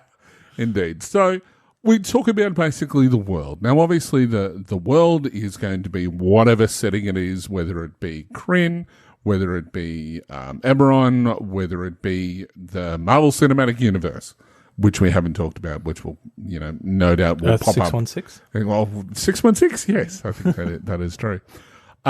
So once you've gone through that, then you start talking about, obviously, the base setting, the genres, and then the tones.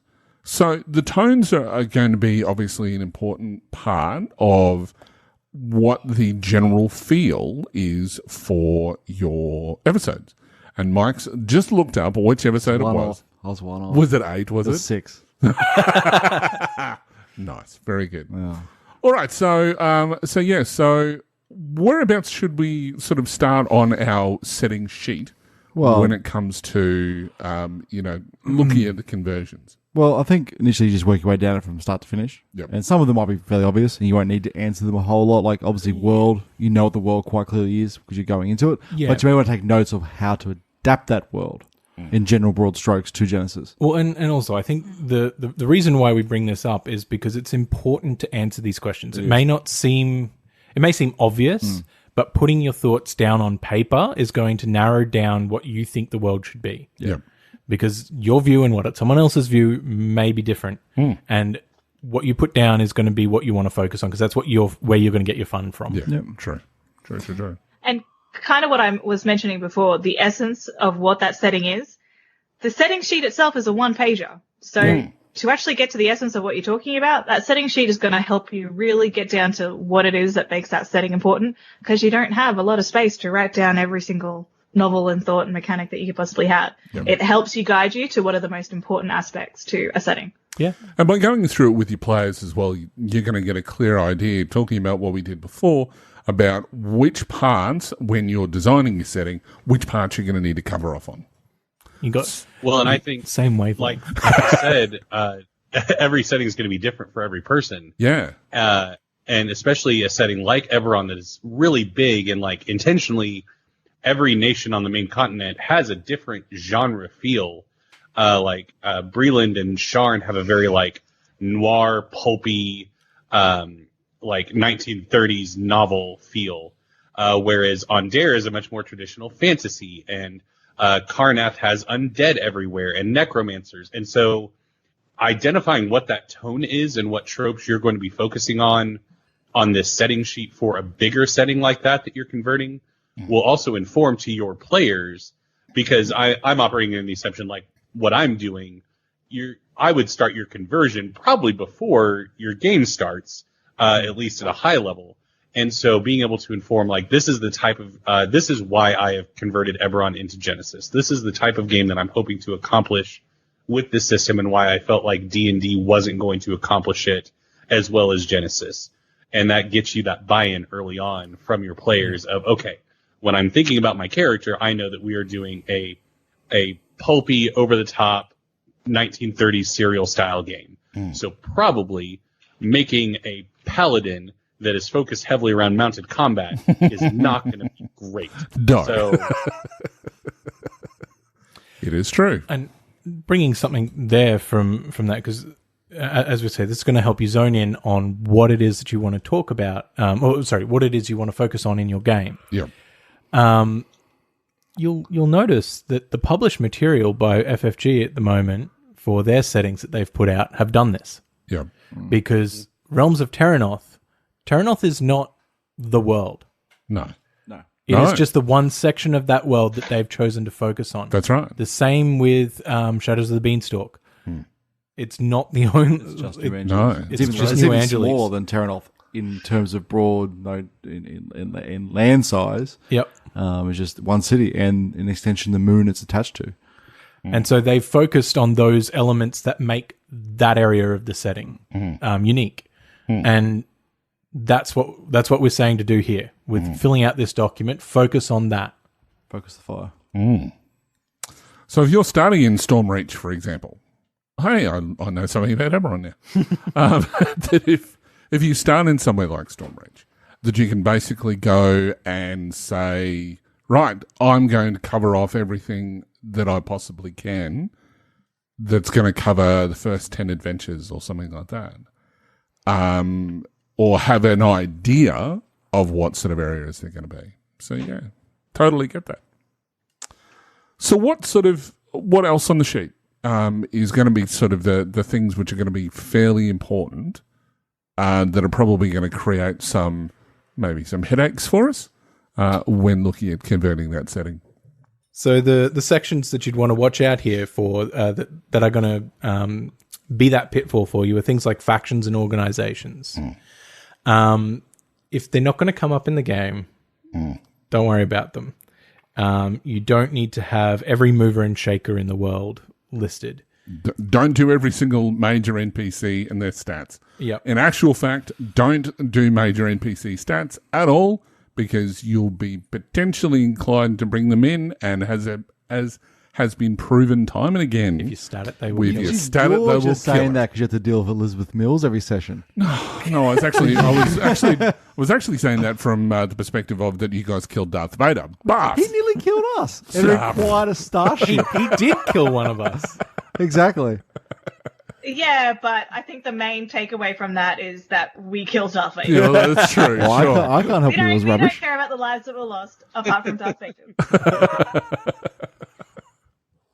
So the key is as Martin said, if you stat them, they can kill them. So Yeah.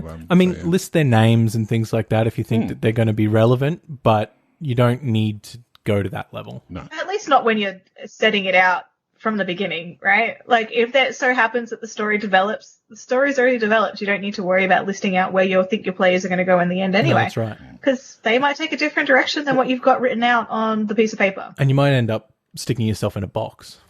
Also, at the same time, when it comes to faction organizations, I think it's also very important to make sure you have the key ones down. Yep. Because that will establish a lot of the world you're in. Again, it comes down to you can focus fire them at the specific location you're playing in. If you're in one city, i.e. New Angeles, the organizations and factions there are very, very important to everything about that game. Especially our game. Well, yeah, exactly. We're in all of them. They're actually baked into the mechanics of the game with the favor system. Yep. So you don't have to go in great detail with them. You can just, you know what they are. If you're playing a fifth element, for example, one of those factions you'd certainly put in there would be Zorg Enterprises. That would be... Is Enterprises Industries? It's Industries, I think. Industries. So that would be a key important one to put in there. You don't have to put in great detail in there. You just name them. Even if you make some up that aren't necessarily in there as well. I love that favor system, and I want that in every game I play. It's very, very good. Well, I mean, look, Obligation from Edge of the Empire. Yeah. You've got Duty from Age of Rebellion, and then you've got the morality system, which I'm anyway, moving on. Not the biggest fan of the... Wow.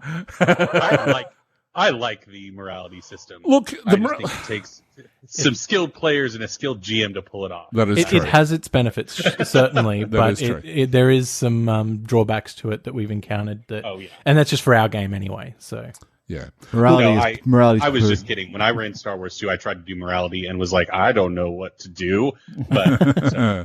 Look, morality, I think, works okay, providing you don't use it in the same sort of way that you use obligation, that you roll at the start of every session and stuff like that.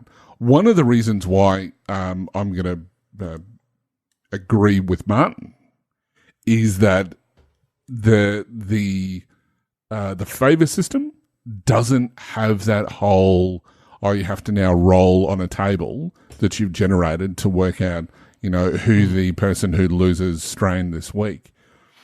I think that by not having that, and it just becomes a narrative element, I think is a lot better. Yeah. That's how I've been running obligation-wise Star Wars games for a long time now. Yeah. I know what players' obligations are, and I use them when necessary. If not, I don't worry about it. Yes. They're just story points. The obligations are great, but it's a story point. It's a story point. And they're good if you're we're poo-parring them because, we've played a lot of games, but if you're a new GM, for new players, they are a great guideline to help you drive that story in a certain direction. And they're good. They're just, I think you've evolved past them. I think. Yeah. But yeah, so that we got a little sidetracked there. We did. But yeah, it was our obligation. One thing I want to say, especially with like a bigger setting, like if you're doing Eberron or Forgotten Realms or one of the big D&D settings and you're wanting to do a conversion, and it's on the cover of like Realms of Terrinoth and Shadow of the Beanstalk, it says campaign setting. And so I think on the setting sheet, mark out setting and just write campaign. What are the tropes for this campaign? Yes. Yeah. What are the major factions for this campaign? That's a good point. Because that's going to help, like Caitlin said, narrow your focus and prevent you from doing too much if you're just focusing on this and doing it in a very real way on this sheet, to where when you read it and say, who are the major personalities in the campaign and what are their objectives? So then you're not having to be so high level about it. You can get really into the nitty gritty of it, because like we talked about, this isn't a rune-bound book. This is a Realms of Terrinoth book.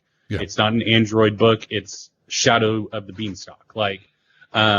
So I think doing that, because when you look at the setting sheet, like I was just doing when we started talking about it, I was like, oh gosh, there's only 2 slots for tropes and themes about technology, human nature, morality, and reality. Are you including for Eberron? And that's impossible. Yeah. Oh wait, for this campaign, what are you including? Yeah, Exactly. Exactly. And the same sort of thing applies when, just talking about Pathfinder very quickly. When one of their adventure paths comes out, okay, and that goes from 1st to 20 or 1st to 16th level or whatever it is, that there is always like a primer book that comes out, and it's normally a PDF, and it has some talents which are specific to that campaign. They have talents, they have backgrounds. I mean, it's one of the most genius things they've done over at Paizo or however you want to pronounce it. I love the player supplements for adventure paths. I think that is so good. Because it then enables your players, when they're creating their characters, to super focus them so that they're prepared for the campaign. Most importantly, it asks a couple of questions about the player. Who is your character? Yeah, absolutely. And the backgrounds that they provide are hooks into the campaign. Exactly. Like those backgrounds are baked into the first level adventure. So there's no question about why is your character here. Like it's in your background. So you know why they're there. And so you can be considering things like that for your own Genesis setting. That you might give, okay, so everybody gets a special ability that is tied in directly to the campaign that you're trying to tell. It's very similar to... It does a similar thing to what 20 questions do in L5R. Yes. And by the time you finish that, you should know who your character is and why they're there. Why they do what they do. Yep. Totally agree. Very good. Very, very good. But there is one other question here on that sheet that is important. Yep. Which is the major species types. There's also the setting, specific skills, and the technology level, which are things that, yes, you need to consider, but they're not asking you at this time to write out the rules for each archetype. No. Don't worry about that. Just write down what they are. Yep. Yeah. So just work out whether, okay, so we're going to have Drow. we're going to have humans, we're going to have this. Yeah. And, again, if you're talking to your players at session 0, you're going to have an idea, or even pre-session 0, of what they may be inclined to play without converting anything at that stage. You can just say, okay, well, I'd really like to play a Moon Elf, or really like to play a Shapeshifter, or whatever else. Or maybe both, as Jeff would say. So that you can have that idea of what sort of stuff you can convert or need to convert at that particular point. Well, you could even asterisk the ones that you reckon your players are going to play, because not all of these species either are going to be ones that are playable by the characters. They may be species that feature heavily in the campaign, but are antagonists. Yeah, absolutely. I would list them here. I know it says archetypes, but I would list them here because that informs you. Yeah. Yeah. So let's just talk about skills very quickly. That skills are effectively, they have the biggest impact on everything that happens in the game. They affect talents, they affect careers, they affect even archetypes that you're going to be using. So important. They are very important. It also affects the actual very encounters and options of problem solving that you have within the world. That's true. So the setting itself can actually be defined by the types of skills that you have available to your characters. How are they going to solve their problems? Can't use technology, or you can't use mechanics if there's no mechanics things around there, or, obviously mechanics is probably a bad choice, but you know what I mean. Yeah. But I mean, there's also going to be a case that you may have to, depending on what the setting is, you maybe need to combine skills so that they do the same thing, but it's just lumbered under one. If you've got like very much a superhero setting where, skills aren't necessarily hugely important, that you might be combining things, putting knowledge, underworld, or something like that under the streetwise skill. Well, let's talk about that for a second. There's a couple of things that you do with skills for every setting that you do. Yep. That need to be considered. One is the knowledge skill. Yes. Never just stay with knowledge is my advice. No. Split it up. 4 is a good number. Yep. Of knowledge skills. If you can come up with 4 knowledge skills that basically cover all your bases, that's a good start. Yep. Secondly, the other thing they do is your melee and ranged skills. Talking about combining, because often they will combine melee or they'll combine ranged. So you'll have, instead of ranged heavy and ranged light, you'll have just ranged, depending on the sort of game that you're having. Because you don't want to split those skills up and have a huge XP sink unless they're going to be important to the setting you're playing. Well, and I feel like just from what I've seen from setting hacks that people have done in the published material, if it's a fantasy setting, you're typically going to combine ranged and leave melee separate. And if it's a modern or sci-fi setting, you're going to combine melee and have ranged be separate. Yeah. Like, that's kind of what I've seen. What do you do if it's both? Have both, because there's no reason you can't have both. Both combined? Both combined Just or melee both and separate? Because that's exactly what we've done with Night's Edge. We actually have both separate. See, I'm going to weigh in on this because I'm a strong believer of always separating them. Okay. Because Yeah. in perfect examples, Shadow the Beanstalk. There is no reason why you shouldn't be able to create an agility skilled melee assassin, because they've combined melee into one skill in Shadow the Beanstalk. All those cool talents that are available in Terranoth allow you to use finesse weapons you can't use. Yeah. And to me, if you think about it, like, why can't I have that sort of character in Android? And me personally, I think it kills a lot of talents unnecessarily by splitting those two skills. Yes, it does create a little bit of work and you have to divide the weapons, but I don't know, that's just me. I'm the equipment weapons guy, so it irks me when there's a war for no reason of having a war to save one line of space on skill sheet. There is another way to do it. So I like how if it's ranged heavy, it's a two-handed weapon. That's a good If way. it's ranged light, it's a one-handed weapon. But then when you split it up, it does create issues like looking at Android.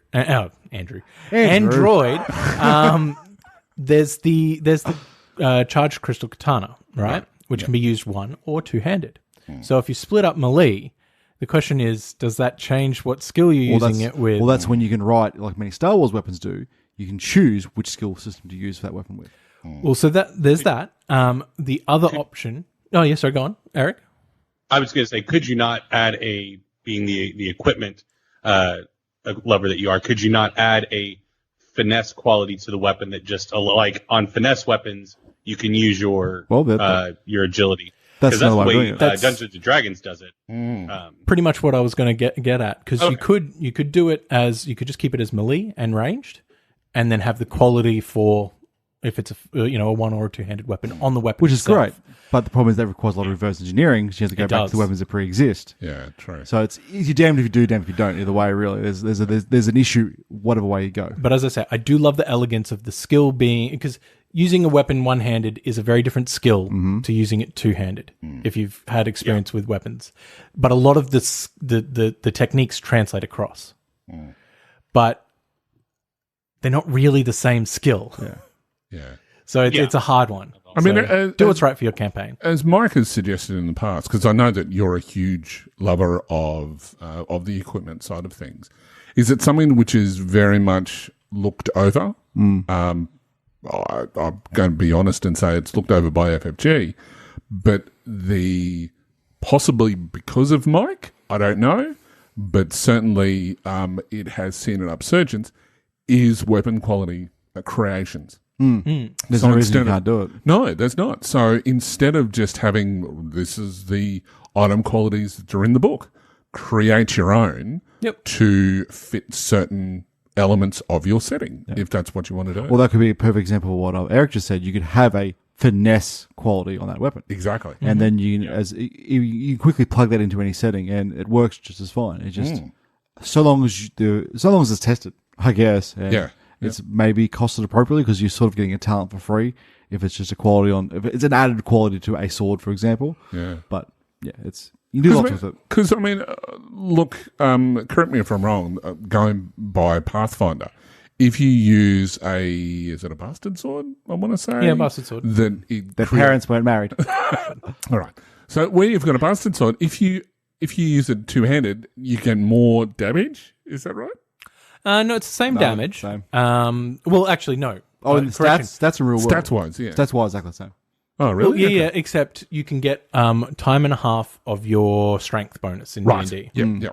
So there is nothing wrong if you wanted to go down the path of suggesting a weapon quality of one-handed, two-handed. Yeah, it could work too. And they have certain qualities with that. One is obviously that you must use it in two hands. So you're removing the ability to be able to carry a shield, for example. Yeah. But then if you wanted to have a buckler, it may have an additional part in the write-up where it says that, you can use a buckler even if you're using a weapon that has the two-handed quality. Which is why we've sort of gone with ranged light, ranged heavy, melee light, melee heavy, because it is sort of built in that way, but it does mean that you've got 4 skills for combat, which I'm not opposed to, but it is a lot. Well, and since you all don't have the full array of magic skills, I think that kind of balances it out a bit when it comes to a fantasy setting, because with Eberron, the reason, on my sheet, I've combined ranged because you also have all of the magic skills, including Artifice, which is a creation of mine. So having 4 combat skills, and I also have Brawl, and then 5 magic skills, that becomes a bit much. But since you all only have the 1 magic skill, is that right, in Night's Edge? 2 different versions of it, of the 1 magic. Okay. Yeah. Still, I mean, you're dealing then with what? 6 skills related to structured encounters? 7, because we do also have Brawl, as you say. Yeah, fair enough. So it is. I don't think you're overdoing it in that regard. Well, even as well, the Genesis core rulebook, when it talks about how to select skills and what skills you should select for your setting, does talk and advise against going a little too much in terms of adding too many skills for one specific type of encounter or skill check or something like that, so that it doesn't cost players extensive amount of XP to do a certain type of encounter, right? So where they normally would have, you don't want them spending too much XP just to be able to do a simple task because of all the different options they have in terms of skill availability. You want to be able to have them fill out so they're a competent character, as well as have some fun with the talents that are available as well. Yeah, absolutely. And I think the Genesis, I can't remember exactly which page it is, but I do recall that being a key part when we went through the Night's Edge setting and talked about the importance of not having skill bloat in your lists. Agreed. It's a fine line because you don't want that, because obviously no one wants skill blow because everyone ends up being average at everything. But you still need enough diversity so characters can stand out from one another. Yeah. And combat's a good example of that. Like in a combat-orientated game like Night's Edge, for example, probably will be in most scenarios. You want your swashbucklers to stand out from your big heavy gunners. Yep. And stuff like that, because those are two distinct character builds. You don't want the werewolf to be just as good at swashbuckling as the swashbuckler, because they share the same weapon quality skills. But at the same time, as Caitlin and Eric just said, it's a matter of playing around numbers and making sure you have it's all balanced out. You know, you're not bloating the players with too many options. True. Knowledge is a perfect example of that. It's easy to go well more than 4 odd knowledge skills. Yeah. If you don't broad stroke them down a little tiny bit. Yeah. And that does come out a little bit with play testing as well. So yeah. Sorry, Eric, you were saying.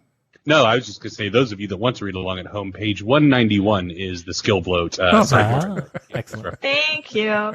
Eric, you see, Eric knew that from the top of his head. You guys can deal with it yourself and find it. Just trust me, it's there. Got it. I'm here for the people. What can I say? But look, I was expecting people to listen to me. well, the other thing to take into consideration as well is that there are going to be some skills, and I'll take a page out of L5R. Okay. Whoa! Don't not my copy. It's a very nice book. But to take some of the elements that they've used, they've said that if your campaign, for example, is going to be very politically focused, you might want to go down the whole sub-skill path. Yeah. So you might decide that if you're running a campaign which is purely focused on, you know, kung fu ninjas or something like that, or you know, Teenage Mutant Ninja Turtles or something. We're still talking about L5R? No, not really. But anyway, so if you're doing something like that, or you know, Street Fighter or something, that you might want to go down the path of, you know, splitting up Brawl. Yeah. You know, into something else. I don't know. Because you're potentially sacrificing other skills that aren't necessary. So you're not going to get that skill bloat. I know for the Rainbow 61 I'm thinking about doing, I probably want to add some actually new skills that better suit that setting. Yeah. Just thinking about that as well. In a setting where you are focusing more on combat and less on social encounters, you might want to do something like combine charm and negotiation. Yeah, exactly. Into something, because that's going to. There is a lot of crossover in those skills. Honestly, you probably should just call it charm, because You just call it charm, or persuasion. Yeah, persuasion. Yeah, call it So I persuasion. persuaded you into that. Yeah, it was very persuasive. Yeah, very persuasive. But no, that's it. Just to duck back onto the two-handed thing and how you would solve the katana. Yes. Thinking about it, because when you assign the weapon a skill, when you're creating it, you pick one that it uses. So I'd say that you don't switch back between the two, but it has a particular quality that allows it to be used in one hand. But the way it works at the moment is that the charged crystal katana gains, I think it's vicious 2 or something, right, when it's in two hands. Yep. So you just say when you use it, it's a ranged heavy, melee heavy weapon. But it can be used in one hand, however you lose these traits. Absolutely. And I think that that's something to point out as well to people if they aren't looking at, because if they bring in equipment, doesn't matter where it's from, they need to be not just looking at the stat line. This is true. Yes. There is going to be a section in there which is going to have all of that additional content, which will explain some things which are a little bit different to that weapon or that item. And players are than other things. well known for skipping over those. Oh, absolutely. The long text, essentially. Yeah. What do you mean my weapon explodes over L2 threat? Yeah, read it. It's kind of like talents, because talents, when you look at it in Star Wars, for example, the short talent says one thing, but I tell you what, half the time, the long version of the talent, which will be explained in the rulebook further, is a lot more complex than always that. check the long version. it can sometimes throw people out in a big way. So yeah, things to consider there. So I think that pretty well covers skills. Do we think? Yep, I agree. Technology Level. This is just a bit of a guideline, I think. It's deciding between you and your players how advanced you want your world to be. It's also a case of technology and the theme of that technology. Yeah. Like if you go sci-fi, that's fairly broad. But if I wanted to go sci-fi Star Trek, it's very different from sci-fi Star Wars. Yeah, very much. Technology is advanced, but we've got 70s era Star Wars technology where it's all analog, my favorite. And you have Star Trek, which is more advanced, more realistic sci-fi technology. Yeah. So that's a very, very important distinction there as well, because if you don't do that right from the start, players will misinterpret it.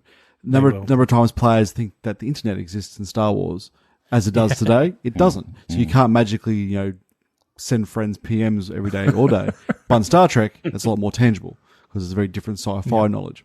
So that's something to keep in mind there. Is painting that technology level appropriately. Yeah.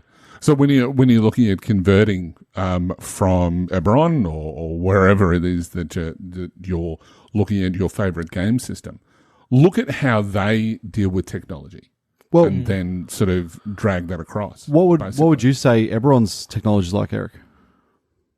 Well, like I said, it's a very widespread low-level magic. So compared to most fantasy settings, the technology level is incredibly high because you have flying ships and you have air conditioning that's, obviously powered by a different thing. But you're not going to have, we tinker with the setting a bit for our show for the sake of storytelling reasons, but you don't have, instant long-distance communication. You don't have something like a telephone or anything like that. So you still have those weird, there is something like a telephone, but it's monopolized by a dragon-marked house, and you have to pay a bunch of gold to send 25 words. That sounds like Australian. That sounds like Australian telecommunications. But we got 20 words. Yeah, that's right. Yeah. So I would say kind of mid-level, certainly much higher than most fantasy settings. But once you start thinking about sci-fi or even magic, punk, it starts to get a little bit under that. Yeah. So that's a perfect example. You couldn't just categorize it as fantasy. No. But yet there's fantasy plus all of these additional things. That's right. But in a setting like Eberron, you wouldn't be looking at computers, but you may be looking at something which is talking about repairing magical items, because that seems to be more of a, whether it's an artificer skill or something like that, because it's not quite mechanics. Well, a great example is the Warforged. You have robots in Eberron. Yes. But they're not robots. No. They're magically powered? They still are affected by healing. It's still organic material. It's just that nobody really knows why they work. And so, yeah. So there are robots, but not, if you were to just tell people there's robots, they're going to have a very different conception of what Warforged are compared to the actual reality of the situation. Yeah. And in that point of defining it, it's almost like the icing on the cake. It's because it's kind of what finalizes that setting in everyone's eyes. Yeah. Honestly, there's not enough space on this page for the technology Well, level. I don't think this, right. That's something worth reiterating. This setting sheet isn't supposed to be finite. That's right. You bullet point it, then you go back later on, then you expand on each one. Yeah. Once you have an idea. This is essentially your thesis for what you're going to do for your campaign. Yeah. So just go in, get a Word document or whatever word processor that you're using, and just list all of those out. Start if you want to go crazy with it, go crazy with it. Or if you just want to try to keep it simple initially, get those initial ideas down, and then once you've done that, you can obviously expand and build upon that. And that's basically what we did with Night's Edge, that we started with very, very simple ideas, and then we expanded that out and out and out until we've got a fairly large document now, which can be used to expand further or to develop certain issues. So that's really what you should do. Just go in, start that Word document with each of those items which are used on the setting sheet, and just sort of list those out, and so that you don't feel as though that you're limited to that single those few lines per each one of those questions. One thing I would encourage people to take a look at, if you're at all familiar with coding, like computer coding, there's this element called pseudocode, where you just write out in plain English, like step by step, what you want your code to do. And you can incorporate as much of the actual coding language as you want, but the idea is you write it on a whiteboard to where the HR person could walk in and understand the piece of code that you're working on, what it's going to do. So that's the concept of pseudocode. Doing that, like from a top down, like whether it's archetypes or talents or whatever, like writing out in like pseudo mechanics, this is the name of the talent. This is what I want the talent to do. And then coming back and revisiting that to actually get into the crunch of it, I think would be really helpful, because a lot of times when I'm doing the conversion stuff here, like I'm looking at a race like the Kalishtar, who are like perpetually possessed people by these creatures from the realm of dreams, and they're a lot like humans but a little bit different. It's easy to get caught in the weeds of trying to, okay, how am I writing the mechanics out right now? Yeah. And rather, like, if you just, like, with the mechanics in mind, like, okay, I think that they are going to be very charismatic, but they're also very intelligent.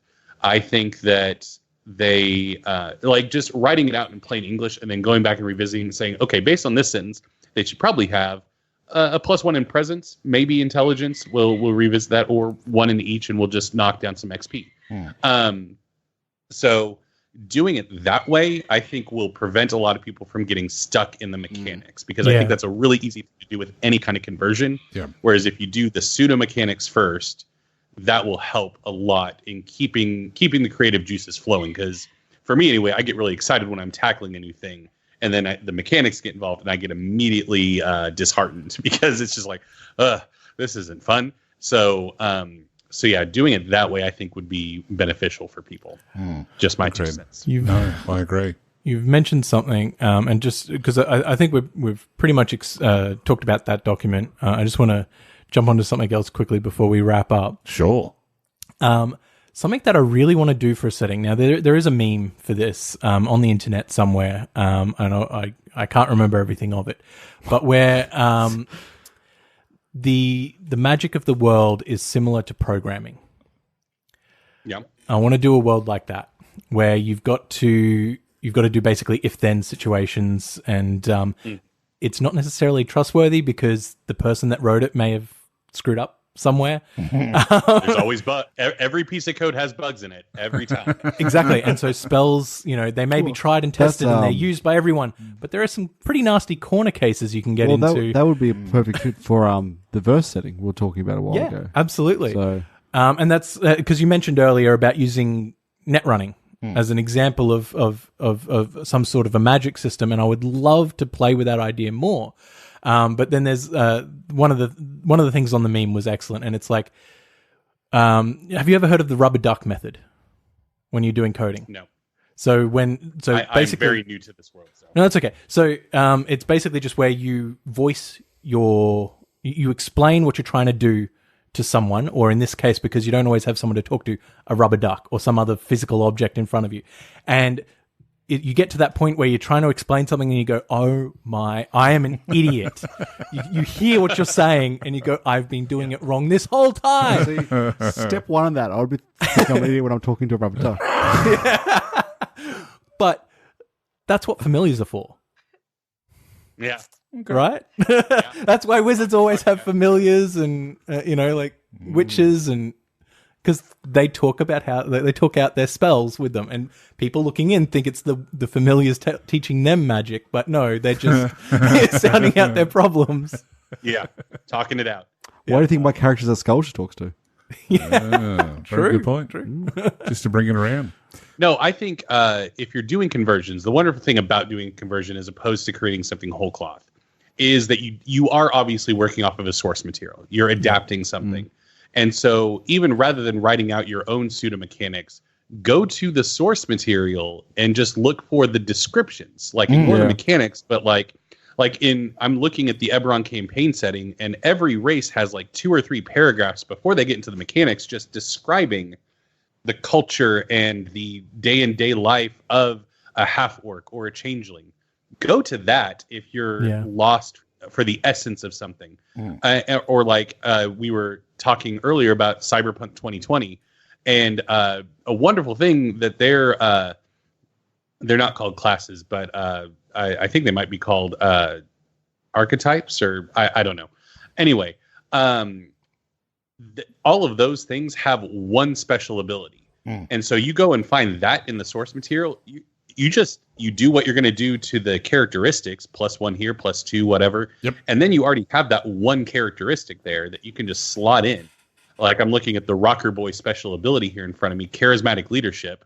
This skill allows the rocker to sway crowds equal to his ability level squared times 200, which that's weird math. What? But it's about playing 7 for like arenas, right? So that's the idea. You're a rock star. So yeah, you make that a thing, and like by their presence level squared times 200, or whatever you want to do, so they can influence these big crowds to do crazy stuff. And then you're done. Like, you don't have to do anything else beyond that. And so finding those little nuggets of wisdom in the material you're pulling from, because that's what I think a lot of people, what I did, at least initially with Eberron, is like, okay, I know Eberron, I'm just going to start focusing my time on Genesis. Revisiting the Eberron campaign setting and really approaching it like a new player is a very helpful thing to do, because there's a lot of assumptions that I made about Eberron over the 10 plus years that I've been playing in that specific setting that I'm wrong about. Like, I'm just wrong. And I didn't really realize how wrong I was about some things until I started doing a podcast set in that setting, and people would point it out to me. But don't worry too much about that sort of thing either. Yeah, but that's the genius of you all, those you've made your own settings, so they can't say boo about it. But like, if you're trying to capture the essence of it, and you want to avoid this kind of conflicts with players and things like that, just revisit the material, because you'll look at it with new eyes, and you might see something that makes more sense than what you might find the square peg instead of the circle that you've been trying to jam in, because you made the circle in your head and the square was sitting there all along. Yeah. So very true. But that's the other thing. That's what. Don't worry too much about being wrong as well. If this is just for your personal game with your friends, and it works for you guys, it works. It's not as though that, as I keep on saying, and I've referred to, I know that Chris has done this as well. It's not as though that that Keith Baker, who designed Eberron, if you're doing an Eberron conversion in your private home, that if you do something wrong, that suddenly Keith Baker is going to come knocking on your door and hit you over the head with his rulebook. His rulebook. No, nothing's impossible. That's actually the wonderful thing about Keith, though, is like when fans reach out to him and ask, "Hey, so I need clarification about this thing," his response always starts with "in my Eberron." Like, he is very much about you make it your own. You run out there and do your own thing. The setting books are just a polite suggestion about what you should be doing. Yep. And that's why he intentionally doesn't explain half of the stuff going on in his world. Like, I wasn't joking when I said nobody knows how Warforged have intelligence. Not even Keith Baker will tell anybody why they have intelligence. So if your Dungeon Master claims to know, it's because your Dungeon Master made it up. Yeah. And that's great about that setting, is everybody's Eberron is different. So you have to worry less about being wrong. Unless you're doing a podcast about it, and then you need to worry. Well, that's one of my favorite things, is when you find a setting which leaves stuff blank, and that's open for interpretation. It can be expanded upon by the players, and it leaves that sort of mysterious feel about it. Like, if you knew what the Warforged were, it takes away their sort of special appeal. As soon as you find what they are, you're like, okay, that's what it is. Mystery solved, let's move on. By having this persistent thing that's unknown, it drives this sort of need to find out more, if that makes sense. Yeah. That quest for discovery, Exactly. which is what adventure is all about. Indeed. I think one last thing, at the end of the day, it's all about communication between you and your players. Like any game, when it comes to a conversion, perfect example is Philip was doing a conversion on the hobgoblins, which are a playable race in Eberron. Right. And they are like militant conquerors whose kingdom or empire fell thousands of years ago, and they're still trying to rebuild their former glory. And he said, because he desperately wants to play hobgoblin, so if we ever get to play in this setting, that's the character he's going to make. And he said, I want them to have a rank in knowledge warfare. I want knowledge warfare to be a thing, because knowledge about like war strategy doesn't really fall into any other knowledge categories, but that's like the only thing hobgoblins care about in Eberron is war, in a very literal sense. And so I was like, okay, like let's do that. But just so you know, if I'm running a campaign, I don't know if that's going to be horribly useful knowledge warfare, except for maybe like in a historical sense. And he said, oh, that's fine. I just want to put it in there for the flavor. I was like, you do you then. Like, so like he knows if he takes Hobgoblin, that like ability may go unused a lot of the times, but he knows that. Like, but he bought into the idea that this is going to be very situational, and the situation may not come up that often. if he's clever, though, he might be able to find ways to make knowledge warfare work. Well, yes, of course. Like those of you that listen to Eberron Renew know that Philip will find a way to make it in a negotiation with See, somebody. he knows that, so he knows he's using that skill all the time. Yes, I'm a big softy when it comes to my DMing, so I'm like, okay, fine. I'm like that parent that tries to be cool about drinking, like have a little, just don't leave the house. So. Honestly, though, I love hobgoblins as well. I'm right there with him. Right. Very good. Yes, indeed. So, is there, just in closing, are there any sort of points, tips that each of us can perhaps give to... If we haven't done it now, then we've done a horrible job. Maybe. I mean, we always miss something, but I think right. that, as you said exactly, and it's something that we mention every podcast, is that it is about the communication with your players, that buy-in. We say it every time, and it is true. Agreed. Caitlin, do you have any final thoughts? I think the main crux of it is, like, as you know, I care a lot about the story. I care a lot about the experience you have around the tables. And mechanics, whilst important, are not going to be as important to me as the narrative. So when it comes to something like this and thinking about it, my first and foremost thought is always going to be about narratively, how is this going to make sense? And then allow the mechanics to enable that to happen. Yep. Not the other way around, allowing story to be impacted because the mechanics have to be a certain way. It's not how it is to be. It is about player enjoyment. It's about story. It's about narrative. It's why it's a narrative dice system to enable that to happen. So in my mind, it is really getting to the core about it and keeping to the elements that make that setting so much fun that you want to live and actually role play in that setting, keeping that at the forefront of everything that you do. Yep. Mm-hmm. Great. Eric, any final thoughts? We've talked about so many things, and my brain is swimming right now. I'm going to have to dive back into my OneNote document and keep working. But I just want to piggyback on what Caitlin was saying about the narrative being the driving force. And we talked a lot about balance during this episode. But Philip and I did a episode of Knowledge Check quite a ways back about homebrewing. And we kind of spoke to our listeners about the fact that, like, balance only matters amongst your players. Like, if you, as long as everybody's having a good time, and nobody feels like they're being outshined and overshadowed constantly by another character, then you don't need to worry about the balance as much, especially of an archetype or a species that isn't being used at the table. Correct. If changelings are super awesome and way OP, but nobody's playing them, then it doesn't really matter that much. And until you need to use a changeling, then you get to have fun with it. But yeah, don't get caught up in the balancing act until you're at the table and you really see how things are interacting. Because a perfect example of Eberron Renewed of trying to keep all those plates spinning and balanced is like Jeff plays a rogue. Jeff is the least stealthy person at the table.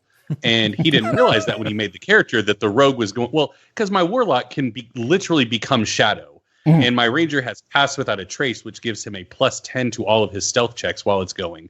And so, yeah, we basically had to find the balance at the table and give Jeff another hook. Like, what's Jeff's thing? And now Jeff has like a speed of 40 feet every 6 seconds and can run circles around anything I throw at him. So he's not sneaky, but he's super fast. So don't worry about the balance. Don't get caught up in that when you're doing the conversions. Just make sure that everybody's having a good time. Yep. And that's really what the focus needs to be, in my humble opinion. And I might add as well that keep in mind that nothing's set in stone. True. If you're doing this if you're doing this over a period of time, like you're playing games in between developing it, if something doesn't work, don't be afraid to scrap it, rework it, make it fit. Don't be disheartened by it, because it's easy to see something you put a lot of time and effort into not work the way you think, and you go, why bother, and throw it away. Yep. Generally speaking, anything can be fixed with a little bit of work. Yeah. Another quick tip: it's easier to add than take away. This is also true. Not a hard and fast rule, but if you're unsure if something is going to be over the top, go with the lesser version and then build up. And then add on to it. Yeah, absolutely. Yeah. Probably my last point that I think that has to be said. Now, I know that we've talked all about converting your setting to Genesys. There are going to be some settings that do not work in Genesys. I know that it's easy to say, this is a podcast all about Genesys, you should be converting over. But there are going to be some systems that if you try to duplicate it, you will probably give yourself some sort of aneurysm. That there are some things that just because of their theme, because of the way that things are, the best example that I can think of is probably Deadlands, like the original Deadlands. The concept of Deadlands is amazing, but half of the fun with Deadlands was the fact that everything is run using cards and poker chips. Yeah. So the setting itself might convert over, but if the reason why you're playing in that setting is because of the way that the rules are, perhaps it may be a case that it's better to stay with that setting with those rules. Because if you enjoy that setting for that, then what's the point of bringing it to another set of mechanics where you don't enjoy as much? So. Exactly. Yep. But in saying that, if you want to play a horror western and you don't really care about the mechanics, then you could try and adapt. Absolutely. So yeah. Absolutely. It just comes down to which side of the fence you're on, I think. Yeah. What you're trying to get out of the game. Yeah. Yeah, because as I've said before, and I know that Chris on the Order 66 has said it, is that this game isn't necessarily for everyone. And I think that the same should be said for settings, is that sometimes settings don't actually fit with Genesys. I'm sure that given enough thought process and, if you've got a setting that you think would not work on Genesys, let us know. We'll see if we can come up with some solutions for you. Or certainly the rest of the gaming community that we have that are following us will certainly come up with some suggestions as well. So yeah, that's probably my final thoughts. So that was a really interesting discussion. So, hopefully in the future we may pick a setting and look at converting that on the show. I think that sounds like a lot of fun. So that's about everything that we can think of to help you include some exciting and memorable places for your players to visit. So this episode we've talked your sound eyes off, which is really kind of the point of a podcast anyway. But we have we normally would have a special Q&A section, obviously after the show, which is behind the screens. But we're going to have a special Q&A dedicated episode, which will be coming up in the not too distant future. So in light of that, we're going to hold off on behind the screens for this episode. And secondly, we know that people don't necessarily like us talking on for hours and hours and hours. We appreciate that. So in light of that, we're just going to hold off that for the moment. But don't worry, we'll come back to behind the screens at a later stage. But if you've got some questions you want to ask us, Absolutely. or about settings you want to convert, as Ian said, let us know. So I think that brings us to the end of another great episode. I'd just like to say a huge thank you to Eric from which podcast do you want? I'll go through all of them. So Eberron Renewed is what I know him most from, and obviously Geek Pantheon and the Knowledge Check as well. So thank you very much for coming on to the episode tonight. Hopefully you've had a bit of fun. Thank you, Eric. Oh yes, it's been a pleasure, and I personally am going to submit the 36 questions how to fall in love for all of you to answer for your Q&A episode. So that's what I'm going to submit. So you all have fun with that, and I can't wait to hear you. I don't know what it is, but I'm terrified. Have fun listening to that 4-hour episode. Yeah. Yes. I'll be listening to it on 2X, so it'll only be 2 hours for me. Oh my. I would not like to hear what I sound like on 2X. That's weird. It's kind of like how you sounded as the rat in the Familiar game. Really? Oh dear goodness. Right. I imagine I probably sound something like Alvin and the Chipmunks, and I don't even like listening to my own voice at normal speed. So...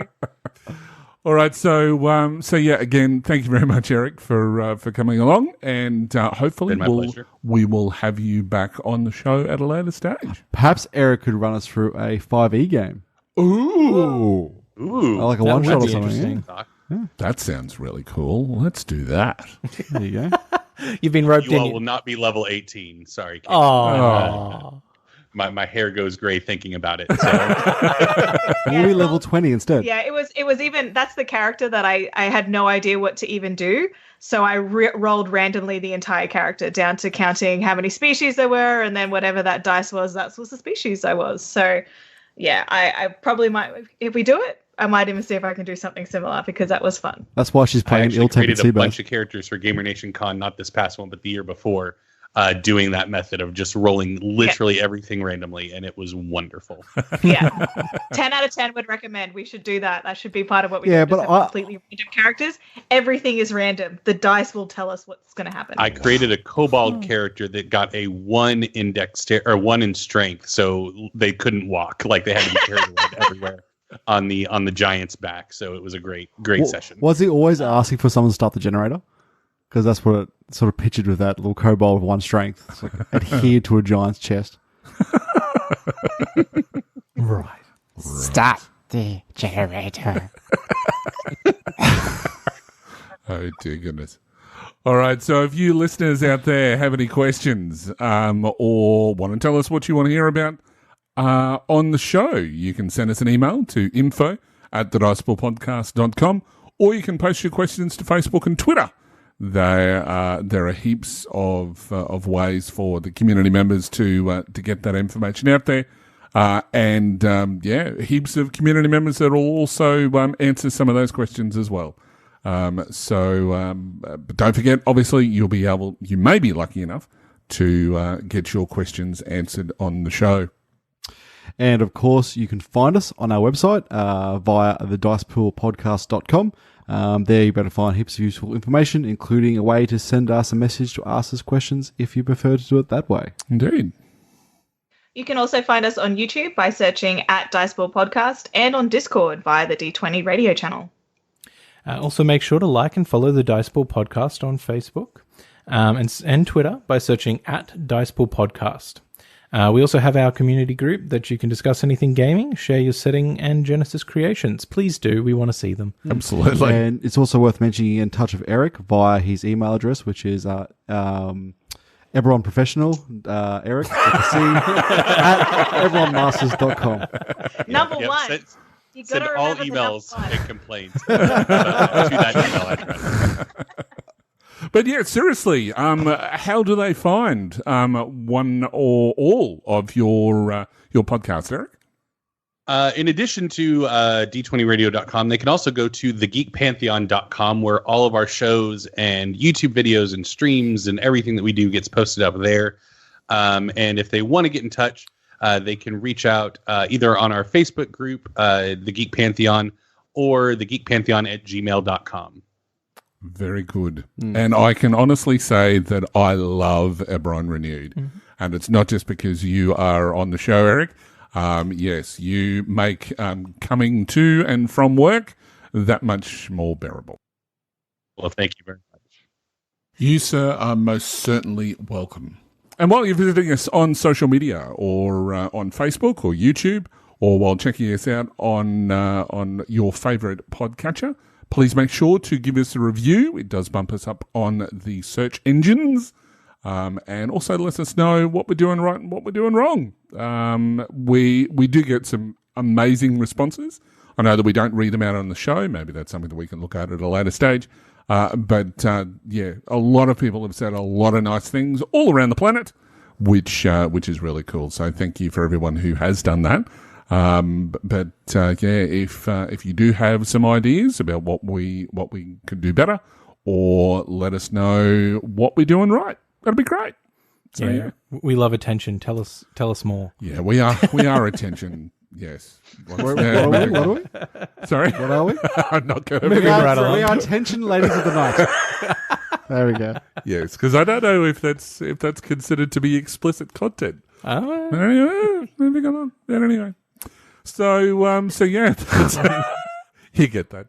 All right, so that's pretty much a wrap. Again, thank you very much to Eric, and thanks for listeners for listening in to us rabbit on about settings and how to convert them. Hopefully, that's given you some good insight. So yeah.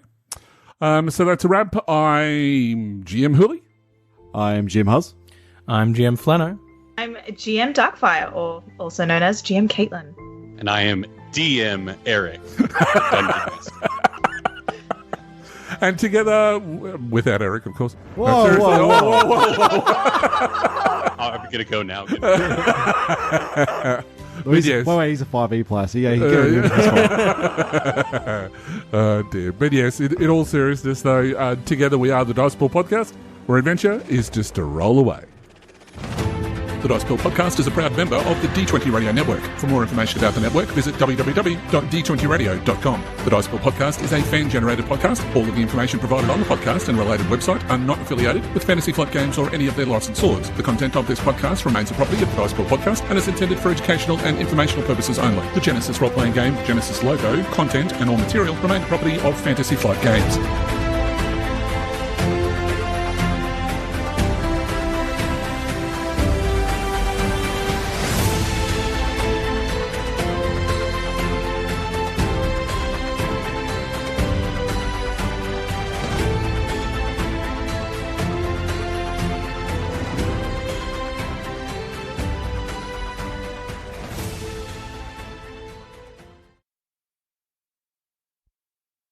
You do lots with it. Because, I mean, look, correct me if I'm wrong, going by Pathfinder, if you use is it a bastard sword, I want to say? Yeah, bastard sword. Their Parents weren't married. It's also known as a hand and a half. Yes, so if you use they just the two of these boys are just like nodding at each other knowingly. I'm just going, oh, wow. Anyway, I don't know what that means, but anyway.